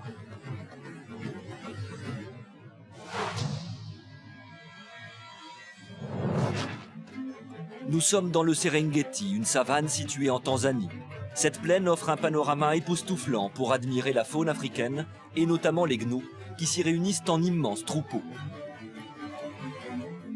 Au mois de juillet, quand la saison sèche s'abat sur la région, des millions de gnous entament un long périple de centaines de kilomètres à la recherche d'eau et d'herbes fraîches. C'est la grande migration. La migration, c'est un spectacle étonnant. Pour moi, ce qui est vraiment frappant là-dedans, c'est dans ce déplacement, c'est cette masse énorme d'animaux qui recouvrent les plaines. Les plaines sont complètement noircies d'animaux. Et tout ça dans un bruit, dans un brouhaha. Moi, je l'ai vu des dizaines et des dizaines de fois, les grands troupeaux de migration. Et c'est toujours un spectacle absolument fabuleux.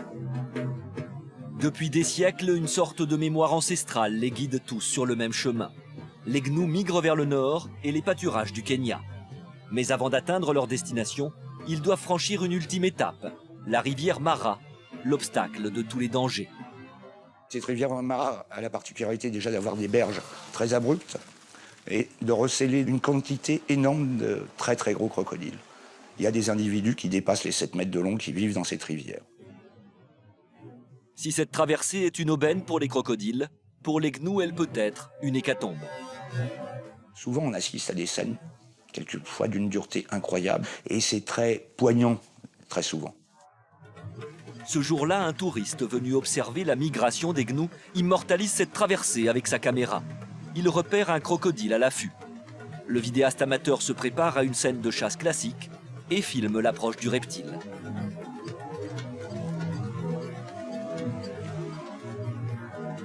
Il y a une chose qui est très curieuse, et on le constate avec quasiment tous les animaux qui fréquentent la savane, c'est qu'aucun animal ne sait ce qu'est un crocodile. Et ils vont aller traverser juste à côté de crocodiles sans aucune hésitation. Pour eux, c'est un bout de bois qui flotte dans la rivière, rien de plus. Et là, c'est un petit troupeau qui traverse. Et le crocodile, lui, a parfaitement son temps de venir se poster et d'essayer de saisir un animal traversant. En une fraction de seconde, le crocodile surgit. Il referme sa mâchoire sur sa proie. On se dit alors que le gnou est condamné. C'est toujours très impressionnant d'assister à une attaque de crocodile. L'animal est immédiatement entraîné sous l'eau et immédiatement noyé par le crocodile. Et il n'a aucune chance de survivre. Mais contre toute attente, l'herbivore fait preuve d'une résistance incroyable. Il tient tête aux prédateurs dans un combat qui semblait pourtant perdu d'avance. Les minutes s'écoulent sans que le crocodile ne puisse prendre le dessus. Ironie du sort, il se retrouve même en difficulté, entraîné vers la berge par le gnou. Épuisé, le reptile ne peut que relâcher sa proie, qui d'un bond se libère. Là, de voir l'animal ressortir de l'eau et réchapper à l'attaque d'un crocodile, c'est quand même assez rare. C'est très émouvant, quoi, en fait. Issue miraculeuse pour ce gnou qui pourra continuer sa cavalcade avec ses congénères. Mais l'année prochaine, il lui faudra sans doute livrer le même combat pour sa survie. Ils étaient venus pour contempler le paysage. Mais la chute d'un énorme bloc de glace a transformé la paisible croisière en cauchemar.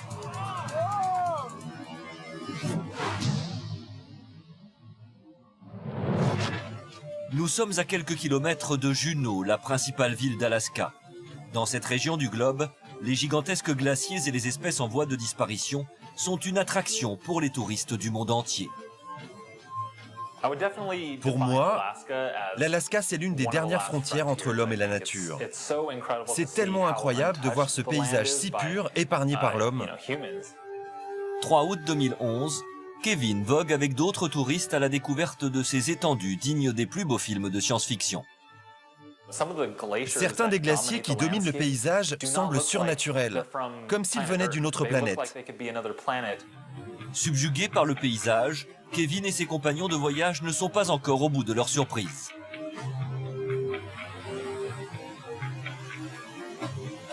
La visite se passait tranquillement, et ensuite on est rentré dans un fjord pour aller voir un glacier.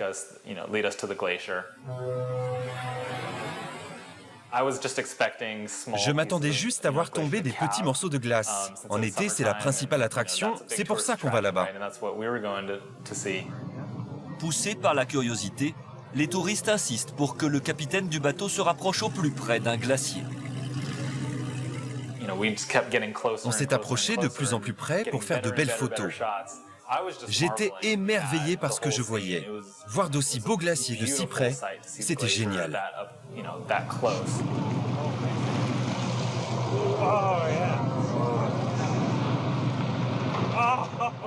Puis, on a vu une petite crevasse se former. De l'eau s'est mise à sortir des parois. Et soudain, un bloc de glace s'est effondré. La vague provoquée par la chute du bloc se dirige alors tout droit vers le bateau. Et des morceaux de glace giclent dans tous les sens.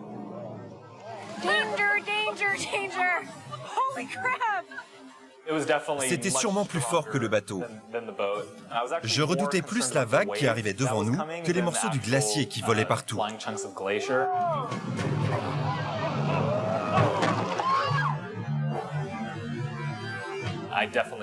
À ce moment-là, on a vraiment réalisé à quel point la nature pouvait être forte et puissante.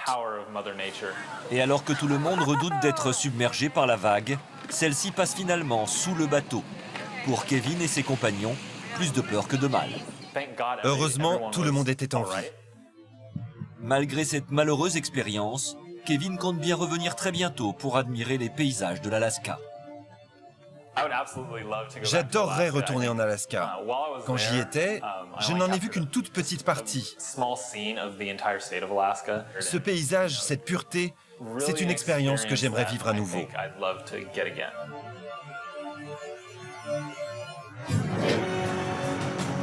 Un mur d'eau de plus de 23 mètres sillonné par une légende du surf. C'est un record du monde qu'un surfeur américain a établi le 1er novembre 2011 à Nazar Canyon, au large de Lisbonne. Surfeurs du dimanche s'abstenir. Le 3 février 2009, une répétition d'un spectacle équestre vire au drame pour 19 chevaux et leurs cavaliers. Retour sur un événement sans précédent.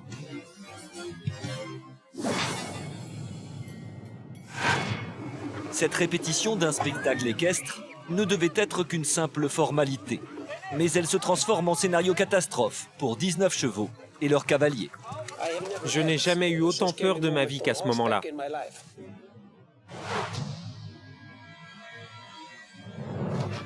Nous sommes le 3 février 2009, en Islande. Reykjavik, la capitale du pays, accueille l'un de ces nombreux galas d'équitation qui passionnent les Islandais. Parmi les cavaliers, Didi Badarsson, une star nationale. On allait donc parader sur le lac gelé. C'est un spectacle très populaire ici. Il y a beaucoup de compétitions sur la glace. Ce n'était donc pas nouveau, mais on ne l'avait encore jamais fait à Reykjavik. On n'était pas inquiet car la glace avait été mesurée. Elle faisait 20 cm d'épaisseur. Il n'y avait vraiment pas de quoi s'inquiéter. Pendant les répétitions, les 19 cavaliers arpentent le lac de long en large et font une démonstration de tolt, une allure équestre unique au monde que seuls les chevaux islandais sont capables de réaliser. Nous avions préparé une figure très impressionnante. Nous devions nous rassembler côte à côte et parader sur une même ligne droite. Je me souviens encore avoir regardé les autres et leur donner des instructions pour garder cette ligne bien droite, car pour cette dernière répétition, je voulais que tout soit absolument parfait. Parfaitement synchronisés, les cavaliers entament la figure.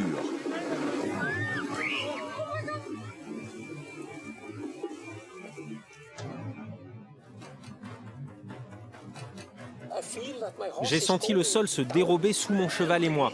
On est tombé dans l'eau glacée et tous les autres sont également tombés en même temps. La glace a cédé sous le poids des 19 chevaux et de leurs cavaliers. Fjolnir, journaliste équestre, assiste à cette effroyable scène. C'était incroyable. J'ai entendu la glace craquer et tout d'un coup, tout le monde s'est mis à crier. C'était fou.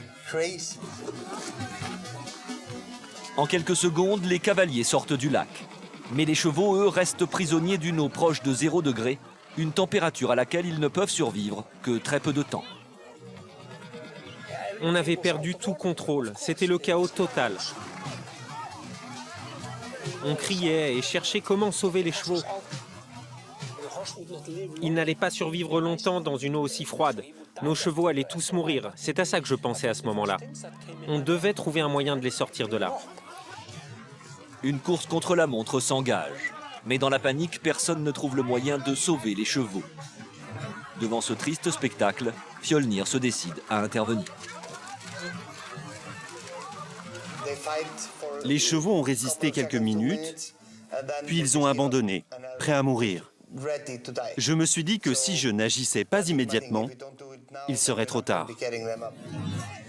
Allez les gars, il faut s'organiser, on se met tous sur celui-ci. J'ai sauté dans l'eau et j'ai dit aux gens d'essayer de se mettre tous ensemble pour aider les chevaux les uns après les autres. 10 minutes se sont déjà écoulées. Bravant le froid, Fjolnir parvient à organiser le sauvetage. On s'est occupé d'un premier cheval. Fjolnir, aidé de quelques personnes, est allé dans l'eau pour aider les chevaux. Et nous, on leur mettait des cordes pour les tirer hors de l'eau. Et la méthode de Fjolnir s'avère efficace. Jusqu'alors découragés, les chevaux se sentent aidés et redoublent d'efforts. Chaque monture regagne ainsi la surface du lac.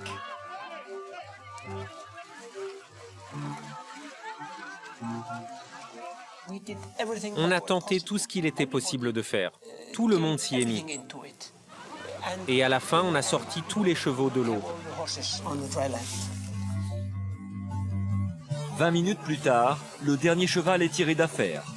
Les répétitions et le spectacle ont été annulés, mais le courage de Fjolnir et de ses amoureux d'équitation a sauvé ces 19 chevaux. Surfer la plus grande vague du monde, équivalente à un immeuble de 7 étages, personne n'avait encore réussi à le faire. Personne, sauf cet homme. Nous sommes à Nazaré, au Portugal, à un peu plus de 100 km au nord de Lisbonne. Les côtes de cette petite localité sont balayées par des vagues gigantesques. Il existe ici un phénomène géographique très particulier. Un canyon sous-marin de 5000 mètres de profondeur favorise la formation de murs d'eau. L'océan Atlantique s'échoue le long de ces falaises et à cet endroit précis, il y a une fosse très profonde qui, à certaines périodes de l'année, crée des conditions uniques et génère des vagues d'une hauteur exceptionnelle.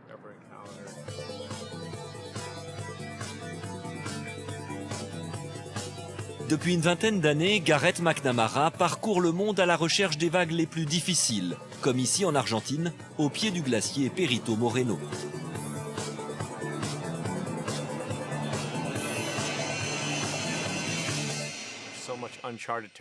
Il y a tellement d'endroits dans le monde à explorer et mon rêve c'est de surfer des vagues qui n'ont jamais été surfées avant. Et justement en 2011, des scientifiques prennent contact avec lui et lui proposent de venir à Nazaré.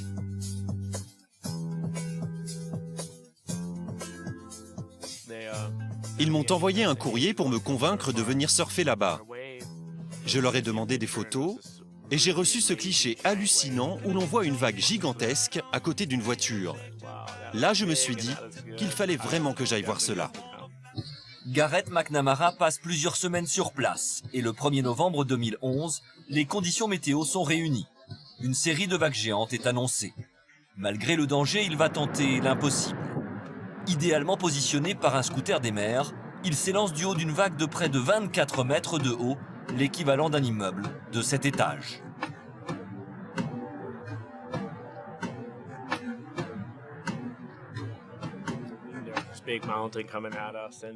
Mes amis m'ont encouragé à surfer et ils m'ont positionné exactement là où il fallait. C'était incroyable, car il est pratiquement impossible de descendre ce genre de vagues. Elles sont interminables. Mais ce jour-là, Gareth McNamara est au bon endroit, au bon moment. Cette vague, elle était pour moi. C'est comme si une avalanche m'était tombée dessus et que j'avais réussi à rester dessous, debout, sans qu'elle ne me submerge. C'était juste incroyable. Des images à couper le souffle et un record du monde pour Gareth McNamara. Un exploit à ce jour inégalé. Les meetings aériens suscitent toujours autant d'intérêt auprès du public. C'est le cas pour celui de Lowestoft en Angleterre, mondialement reconnu. Ce jour-là était présenté un avion capable de faire des vols stationnaires. Mais les spectateurs ne s'attendaient certainement pas à être le témoin privilégié d'un crash en direct. Le Perito Moreno est un glacier de 250 km². Chaque jour, cet immense bloc avance de 2 mètres, ce qui provoque des effondrements spectaculaires qui peuvent arriver à tout moment. Des images extraordinaires et bruyantes. Ils sont des milliers à se retrouver sur l'un des plus grands glaciers argentins pour assister à un spectacle unique.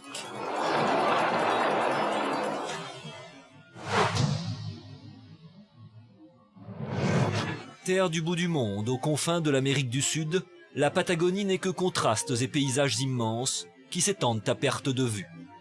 Ici, le temps semble s'être arrêté. Dans cette nature à l'état sauvage se cache l'une des plus grandes réserves d'eau douce du monde. Le parc national Los Glaciares, classé patrimoine de l'humanité par l'UNESCO. Ce gigantesque champ de glace est formé de nombreux glaciers, mais le plus célèbre est sans doute le Perito Moreno. C'est l'un des plus beaux sites naturels dans le monde. Il s'étale sur 250 km² et peut atteindre plus de 60 mètres de haut, l'équivalent d'un immeuble de 20 étages.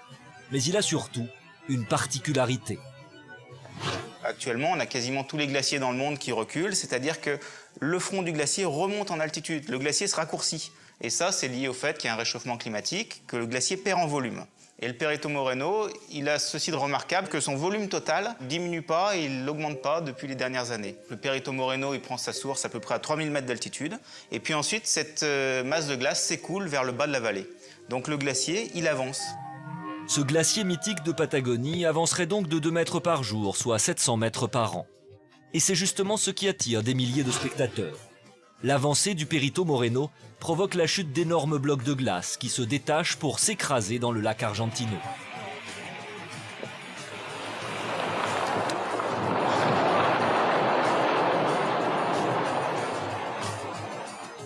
Il se produit alors un combat entre l'eau et la glace. Une tension énorme qui provoque des effondrements imprévisibles, mais visuellement magiques.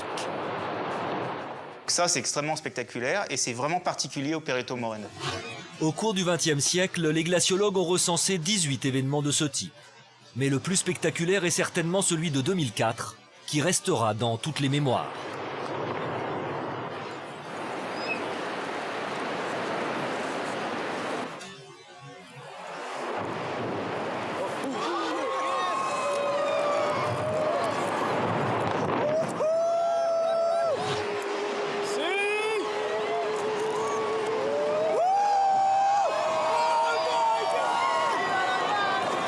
Un grondement sourd, des tonnes de glace qui se fracassent, une gigantesque vague qui submerge tout sur son passage. À quand le prochain rendez-vous? Des milliers de touristes espèrent assister à ce spectacle exceptionnel, mais la nature reste imprévisible. Si vous êtes amateur de sensationnel, le Perito Moreno vous attend et à en croire ces images incroyables, vous ne serez pas déçus.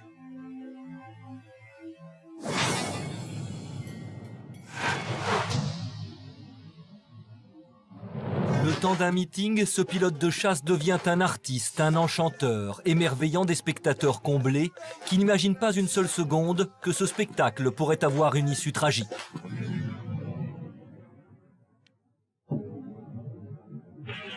Depuis maintenant 10 ans, la station balnéaire de Lowestoft en Grande-Bretagne accueille un meeting aérien incontournable. Chaque année, plusieurs milliers de personnes se pressent sur le front de mer pour admirer un ballet aérien toujours plus fascinant. En août 2002, Alan était parmi les spectateurs. Le temps était vraiment très chaud, comme c'est très souvent le cas à cette époque. La plage était bondée. Les gens étaient venus nombreux pour ce festival, et moi j'étais invité à une réception, juste en face de la plage où se déroulait le meeting. On a passé une très bonne journée à regarder ces fabuleux avions. Il est 16 h quand le Harrier GR7 entre en scène. Cet avion de chasse a une particularité étonnante. Il est capable de réaliser des vols stationnaires. Aux commandes, le lieutenant Khan. On était vraiment aux premières loges, dans une atmosphère détendue, pour regarder la prestation du Harrier qui approchait. Le pilote saluait avec le nez de l'avion. Autant dire qu'il nous réservait de sacrés tours. Mais l'exercice est périlleux, les spectateurs ne sont qu'à quelques mètres, certains sont même dans l'eau. Dans ces conditions, le moindre grain de sable peut transformer l'exhibition en catastrophe. C'est pas un moment où on s'amuse, je dirais même par rapport aux missions de guerre dans lesquelles les pilotes de chasse sont formés, c'est au contraire encore plus de concentration, parce que quand on présente un avion de chasse en basse altitude, c'est vraiment le bord du domaine de vol, et on n'a pas droit à l'erreur. Ce jour-là, il n'y aura pas erreur humaine. Et pourtant, le public va assister à une scène effroyable.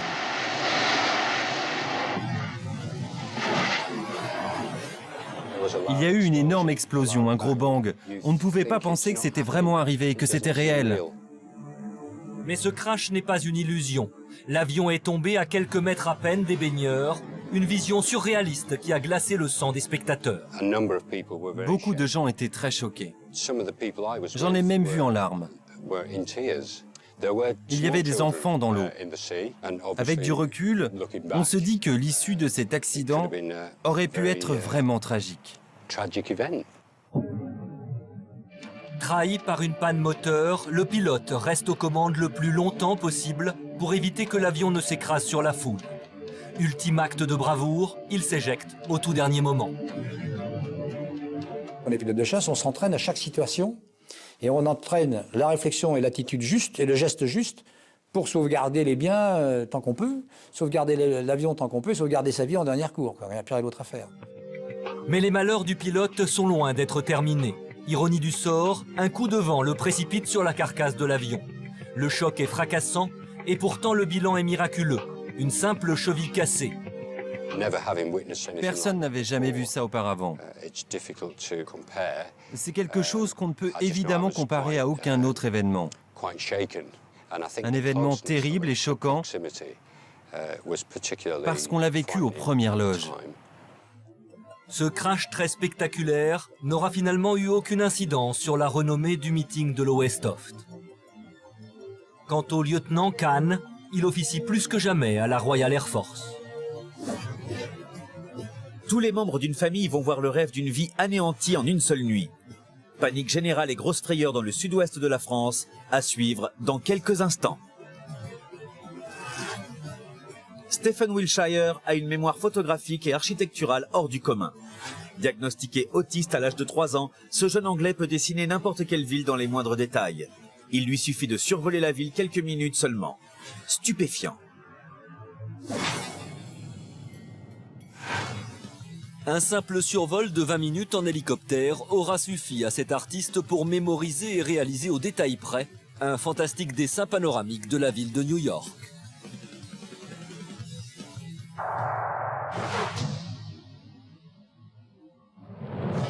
Nous sommes à Londres, en Angleterre. C'est ici que vit le plus stupéfiant des artistes britanniques. Stephen Wilshire n'est pas un artiste comme les autres. Il possède une mémoire gigantesque capable d'enregistrer un nombre incalculable d'informations en un temps record. Enfant, il est diagnostiqué autiste et ne commence à parler qu'à l'âge de 10 ans.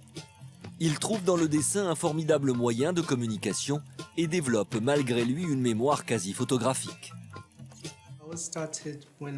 J'ai commencé à dessiner lorsque j'avais 5 ans. Je me souviens que je dessinais des animaux de toutes sortes. Des tigres, des girafes, des éléphants. Je les voyais à la télévision, je les mémorisais et je les dessinais. En 1985, Stephen a 11 ans. Lors d'un voyage scolaire, il se rend à la gare Saint-Pancras de Londres. Pendant un quart d'heure, il contemple l'un des bâtiments victoriens les plus complexes de la capitale. Dès son retour à l'école, il reproduit l'édifice.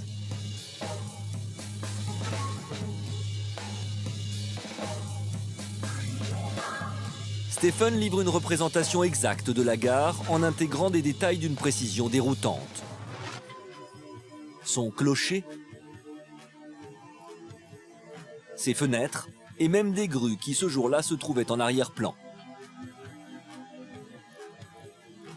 Au fil des années, Stephen va développer cette faculté en dessinant tout ce qui lui passe sous les yeux. Rien ne lui échappe. Je me suis alors mis à dessiner n'importe où. Je représentais des scènes de vie et surtout je me suis pris de passion pour les bâtiments et les voitures. Mes dessins sont devenus très réalistes, très détaillés, avec des nuances, des ombres et des scènes de rue. À mesure que sa technique s'affine, sa notoriété grandit. Et le talent de Stephen ne tarde pas à traverser les frontières. En octobre 2009, la télévision américaine propose à Stephen une expérience hors du commun. Il va survoler New York en hélicoptère pour ensuite reproduire de mémoire le panorama géant de la ville. Pour Stephen, le défi mérite d'être relevé.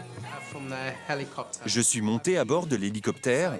C'était fabuleux parce qu'il y avait une vue imprenable sur New York. L'Empire State Building, le Chrysler Building, la skyline de Manhattan. Je pouvais même voir Central Park. Le survol de New York ne dure que 20 minutes. De retour sur la terre ferme, Stephen exécute sa fresque. Il ne s'appuie sur aucune photo, sur aucun croquis. Tout est dans sa tête.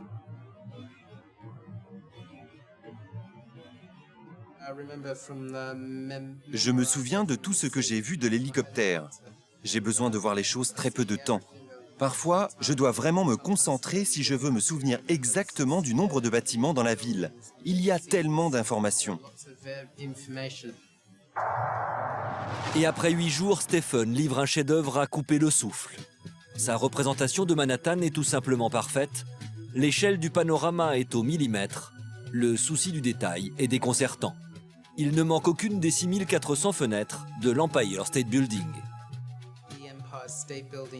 L'Empire State Building, c'est mon gratte-ciel préféré. C'est l'un des immeubles les plus importants de l'histoire de New York. Il ressemble à l'immeuble de Gotham City dans Batman. Depuis, Stephen a ouvert sa galerie à Londres avec ses plus beaux dessins. Aujourd'hui, il ne cache pas son rêve de réaliser un autre projet qu'il considère comme très ambitieux, le panorama de Paris, la plus belle ville du monde.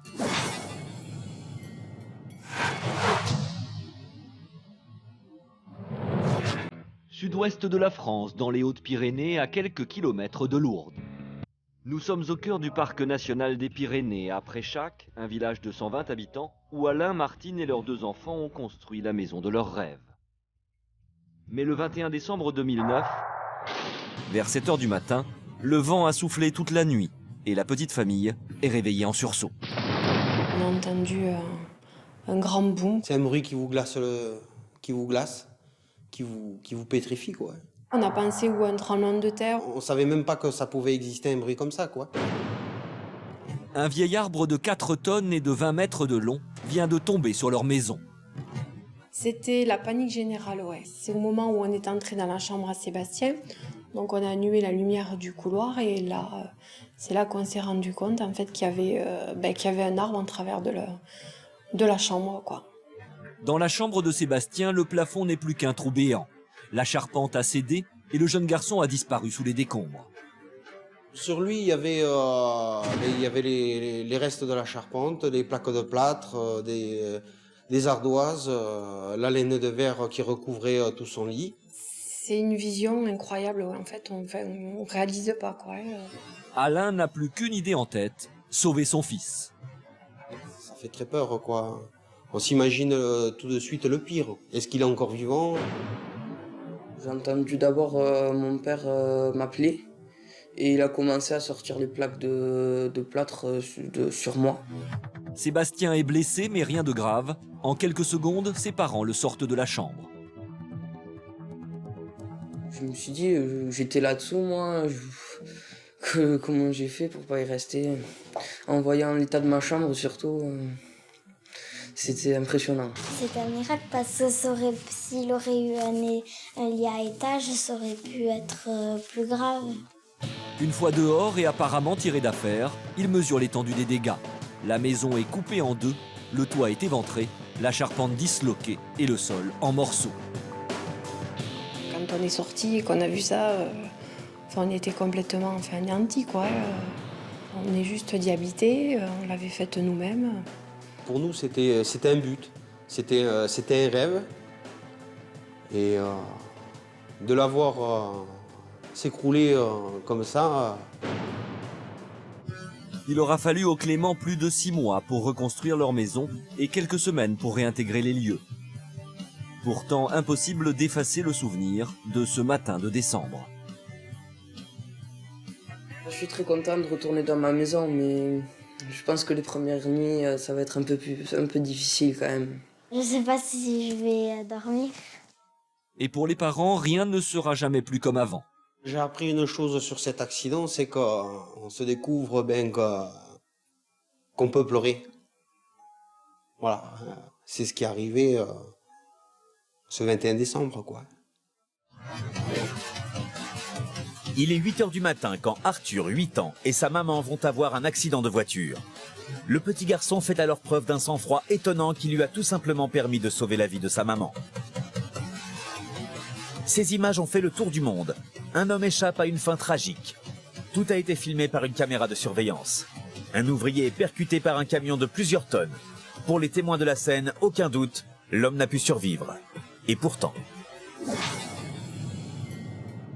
Rien ne semblait pouvoir perturber le quotidien de cet homme. Pourtant, le 25 février 2009, cet agent de sécurité a vécu les pires moments de son existence.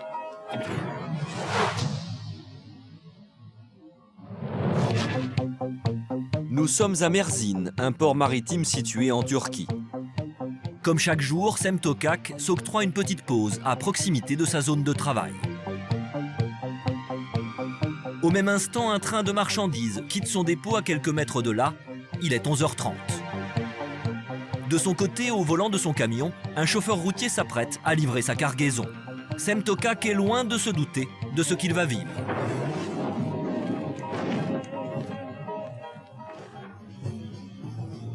Quelques secondes avant l'impact, Semtokak se tient debout à gauche du camion. Le poids lourd arrive et s'apprête à traverser les rails quand il est percuté par un train lancé à plus de 80 km/h. Les caméras de surveillance du port ont enregistré l'intégralité de la scène. Je conduisais tranquillement, j'ai tourné la tête vers la droite et là, j'ai vu le train arriver à toute vitesse. Je ne pouvais rien faire. J'ai appuyé sur l'accélérateur car je voulais dégager l'avant du camion. Mais le train m'a percuté. Je me suis tout de suite dit, sauve ta vie et vite. L'homme gît sur le sol. Les ouvriers, témoins de ce qui vient de se passer, se précipitent pour le secourir.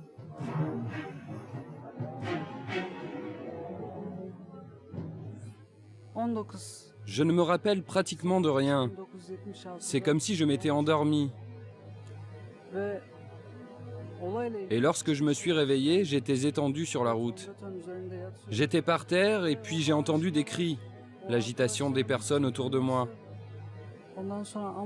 Ensuite, l'ambulance est arrivée. C'était vraiment une expérience effroyable. Les secours arrivent sur les lieux du drame. Semtokak est transporté à l'hôpital, mais aussi incroyable que cela puisse paraître, il ne souffre que de blessures superficielles. Le jeune homme est tout simplement passé entre les essieux du camion, et le conducteur n'en revient toujours pas. Le fait qu'il soit indemne est un vrai miracle. C'est comme si on avait pris cet homme, qu'on l'avait mis dans une bulle pour le protéger, et on l'a ressorti. Semtokak s'en est miraculeusement sorti. Aujourd'hui, il profite de chaque instant de la vie. J'ai décidé que le 25 février était une renaissance. Désormais, je fête 2 fois mon anniversaire. La vie est merveilleuse et tellement précieuse. Le 4 mars, il a donc pu fêter son nouvel anniversaire en famille et il en a profité pour demander en mariage la femme de sa vie. En 2008, ce petit garçon a fait la fierté de tout son village. Pour sauver sa maman à 8 ans, franchement, faut le faire, quoi. Pour moi, c'est un acte de bravoure de la part d'un garçon qui aime sa maman, c'est tout. Je voulais pas qu'elle meure, ma maman.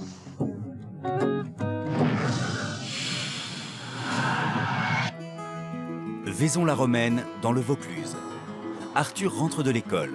Il ressemble à tous les petits garçons de son âge. Pourtant, à 8 ans, c'est déjà un héros. Le 3 mai 2008, Arthur et sa maman ont rendez-vous chez le dentiste. Ils n'ont que quelques kilomètres à parcourir. La voiture roule doucement et les conditions météo sont bonnes. Mais au bout de quelques minutes de route... Tellement que j'ai eu peur, j'ai fermé les yeux, j'ai mis mes bras comme ça et ça m'a évité de me taper la tête contre le siège. Malgré la violence du choc, Arthur est indemne. Mais sur le siège avant, sa maman est inconsciente. Sa tête est coincée contre la portière. Elle ne peut plus respirer. J'ai pensé qu'elle était morte, mais j'ai arrêté de le penser parce que je me disais que si je le pensais trop, eh ben ça allait s'arriver. Arthur fait preuve d'un grand sang-froid.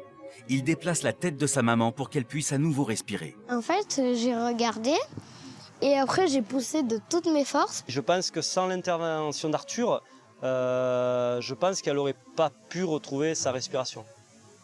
Je ne pense pas qu'elle serait revenue à elle sans ses gestes. Enfin, sans jamais céder à la panique, l'enfant prévient les secours. Ce qui est le plus impressionnant, c'est qu'il ait fait ça avant de se sauver lui-même. Il est resté dans la voiture. Il a d'abord essayé de porter des gestes à sa mère. Et après, il a pensé à lui, il est sorti, la voiture aurait pu... Il ne savait pas où est-ce qu'il était. Elle aurait pu basculer, elle aurait pu prendre feu. Donc il a d'abord fait tous ces gestes avant de penser à lui et de sortir. Je l'ai fait sans réfléchir. J'ai tout fait d'un coup. Je ne savais pas ce que j'avais fait en fait. Ça allait tellement vite que même je pourrais même pas le refaire maintenant. Ce jour-là, Arthur a fait la une de la presse locale. Je pense que c'est très bien et qu'il en faudrait plus. C'est courageux parce que de toute façon, je sais qu'il y en a même des plus grands, je pense qu'il l'aurait pas fait. C'est courageux. Et puis que ça serve d'exemple aux autres. Le 13 janvier 2009, devant une foule d'admirateurs, Arthur a reçu la médaille du courage et du dévouement. Ça, je ne l'oublierai jamais, ça c'est sûr. Je suis peut-être l'enfant, peut-être un des enfants les plus fiers du monde. Très fier de cet acte héroïque qui a permis de sauver sa maman, Arthur s'est découvert une vocation. Il en est sûr, quand il sera grand, il sera pompier.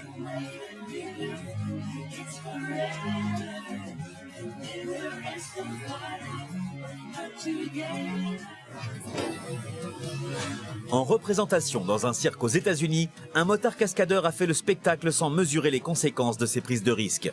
Les spectateurs ne sont pas prêts d'oublier cette scène. Grosse frayeur à suivre pour deux athlètes concentrés sur leur performance au point de ne pas se voir et d'entrer en collision. Un choc très violent. Heureusement, il s'agit de sportifs de très haut niveau. Direction Stuttgart, en Allemagne.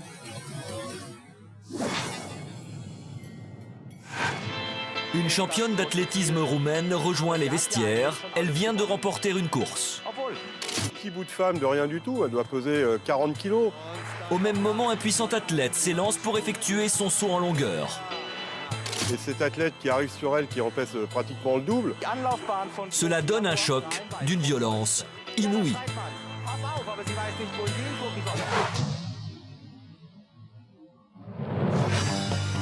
8 février 2001, nous sommes au meeting de Stuttgart où se réunit la crème de l'athlétisme international. Depuis quelques heures, les sportifs enchaînent les performances. C'est le moment du 5000 mètres féminin. La femme en tête, c'est Gabriela Szabo. Elle est championne du monde en titre de la discipline et grande favorite du jour. À l'autre bout du stade, Kofi Amoapra. Il pratique le saut en longueur, il est allemand et c'est l'un des chouchous du public. Pendant que l'athlète allemand s'échauffe, Szabo remporte une nouvelle victoire. Un succès de plus à ajouter à un palmarès déjà impressionnant. Mais ce succès acquis au prix de nombreux efforts semble avoir littéralement épuisé la Roumaine. Dans un état second, Szabo regagne les vestiaires. Au même instant, l'Allemand concentré s'élance à pleine vitesse.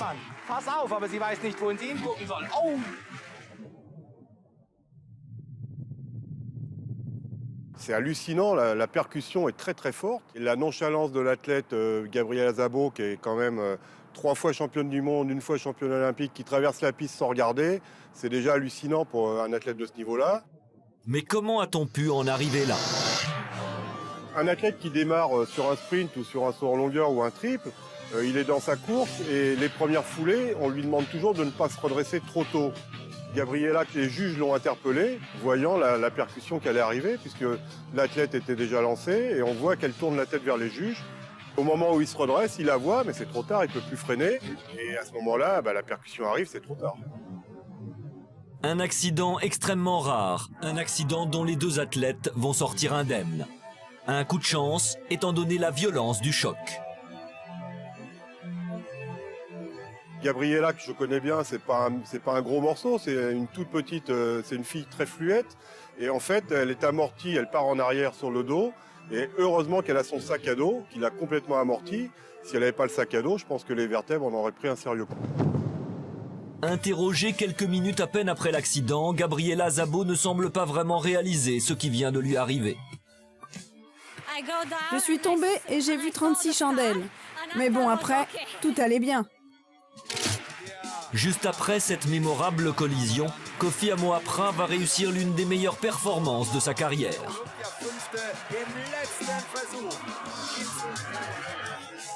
Pour Gabriela Szabo, l'accident restera un traumatisme dont elle ne veut plus parler aujourd'hui.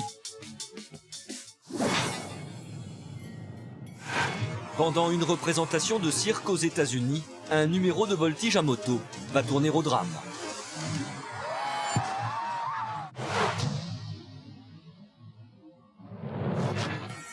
Aux États-Unis, le cirque Shrine est une institution. Se produisant devant des milliers de spectateurs, ce cirque est réputé pour ses numéros de voltige à moto, toujours très impressionnants. Ça s'appelle du freestyle, c'est un numéro qui s'exécute avec 2 rampes, une rampe de départ et une rampe d'arrivée. Ça, c'est vraiment très pointu comme numéro. 2 motards s'élancent sur des rampes et s'envolent jusqu'à 10 mètres au-dessus du sol en réalisant des figures acrobatiques. Ce ne sont pas des numéros courants qu'on trouve partout et il y en a quelques-uns qui arrivent à faire ça. C'est très spécial quand même. Ce 5 février 2012, Josh Hedford, un motard de 25 ans, s'apprête à sauter.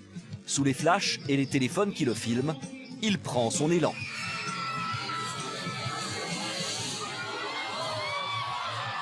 Le motard vient de heurter un câble du chapiteau à 10 mètres au-dessus du sol.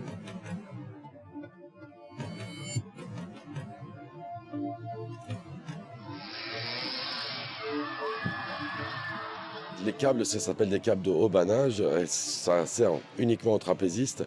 Et lorsqu'on a dans un spectacle 2 ou 3 numéros aériens, il y a forcément beaucoup de câbles. Je n'arrive pas à comprendre comment on peut oublier un câble comme ça en travers d'un parcours d'un motard. Un accident aussi rarissime que surprenant. Il faut vraiment que le vol soit complètement dégagé de tous obstacles. Alors là, il ne peut rien y avoir. Et un éclairage vraiment irréprochable, quoi. Il ne peut pas y avoir de zone d'ombre sur un déplacement comme ça, quoi. Et pourtant, Josh s'était lancé sans éclairage adapté.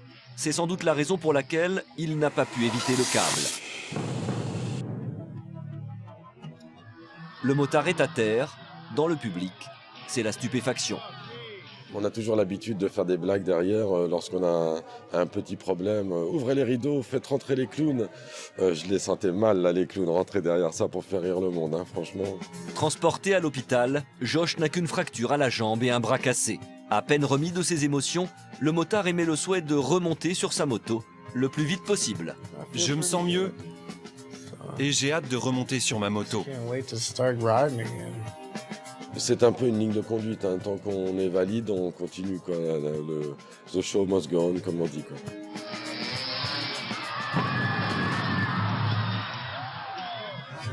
My face.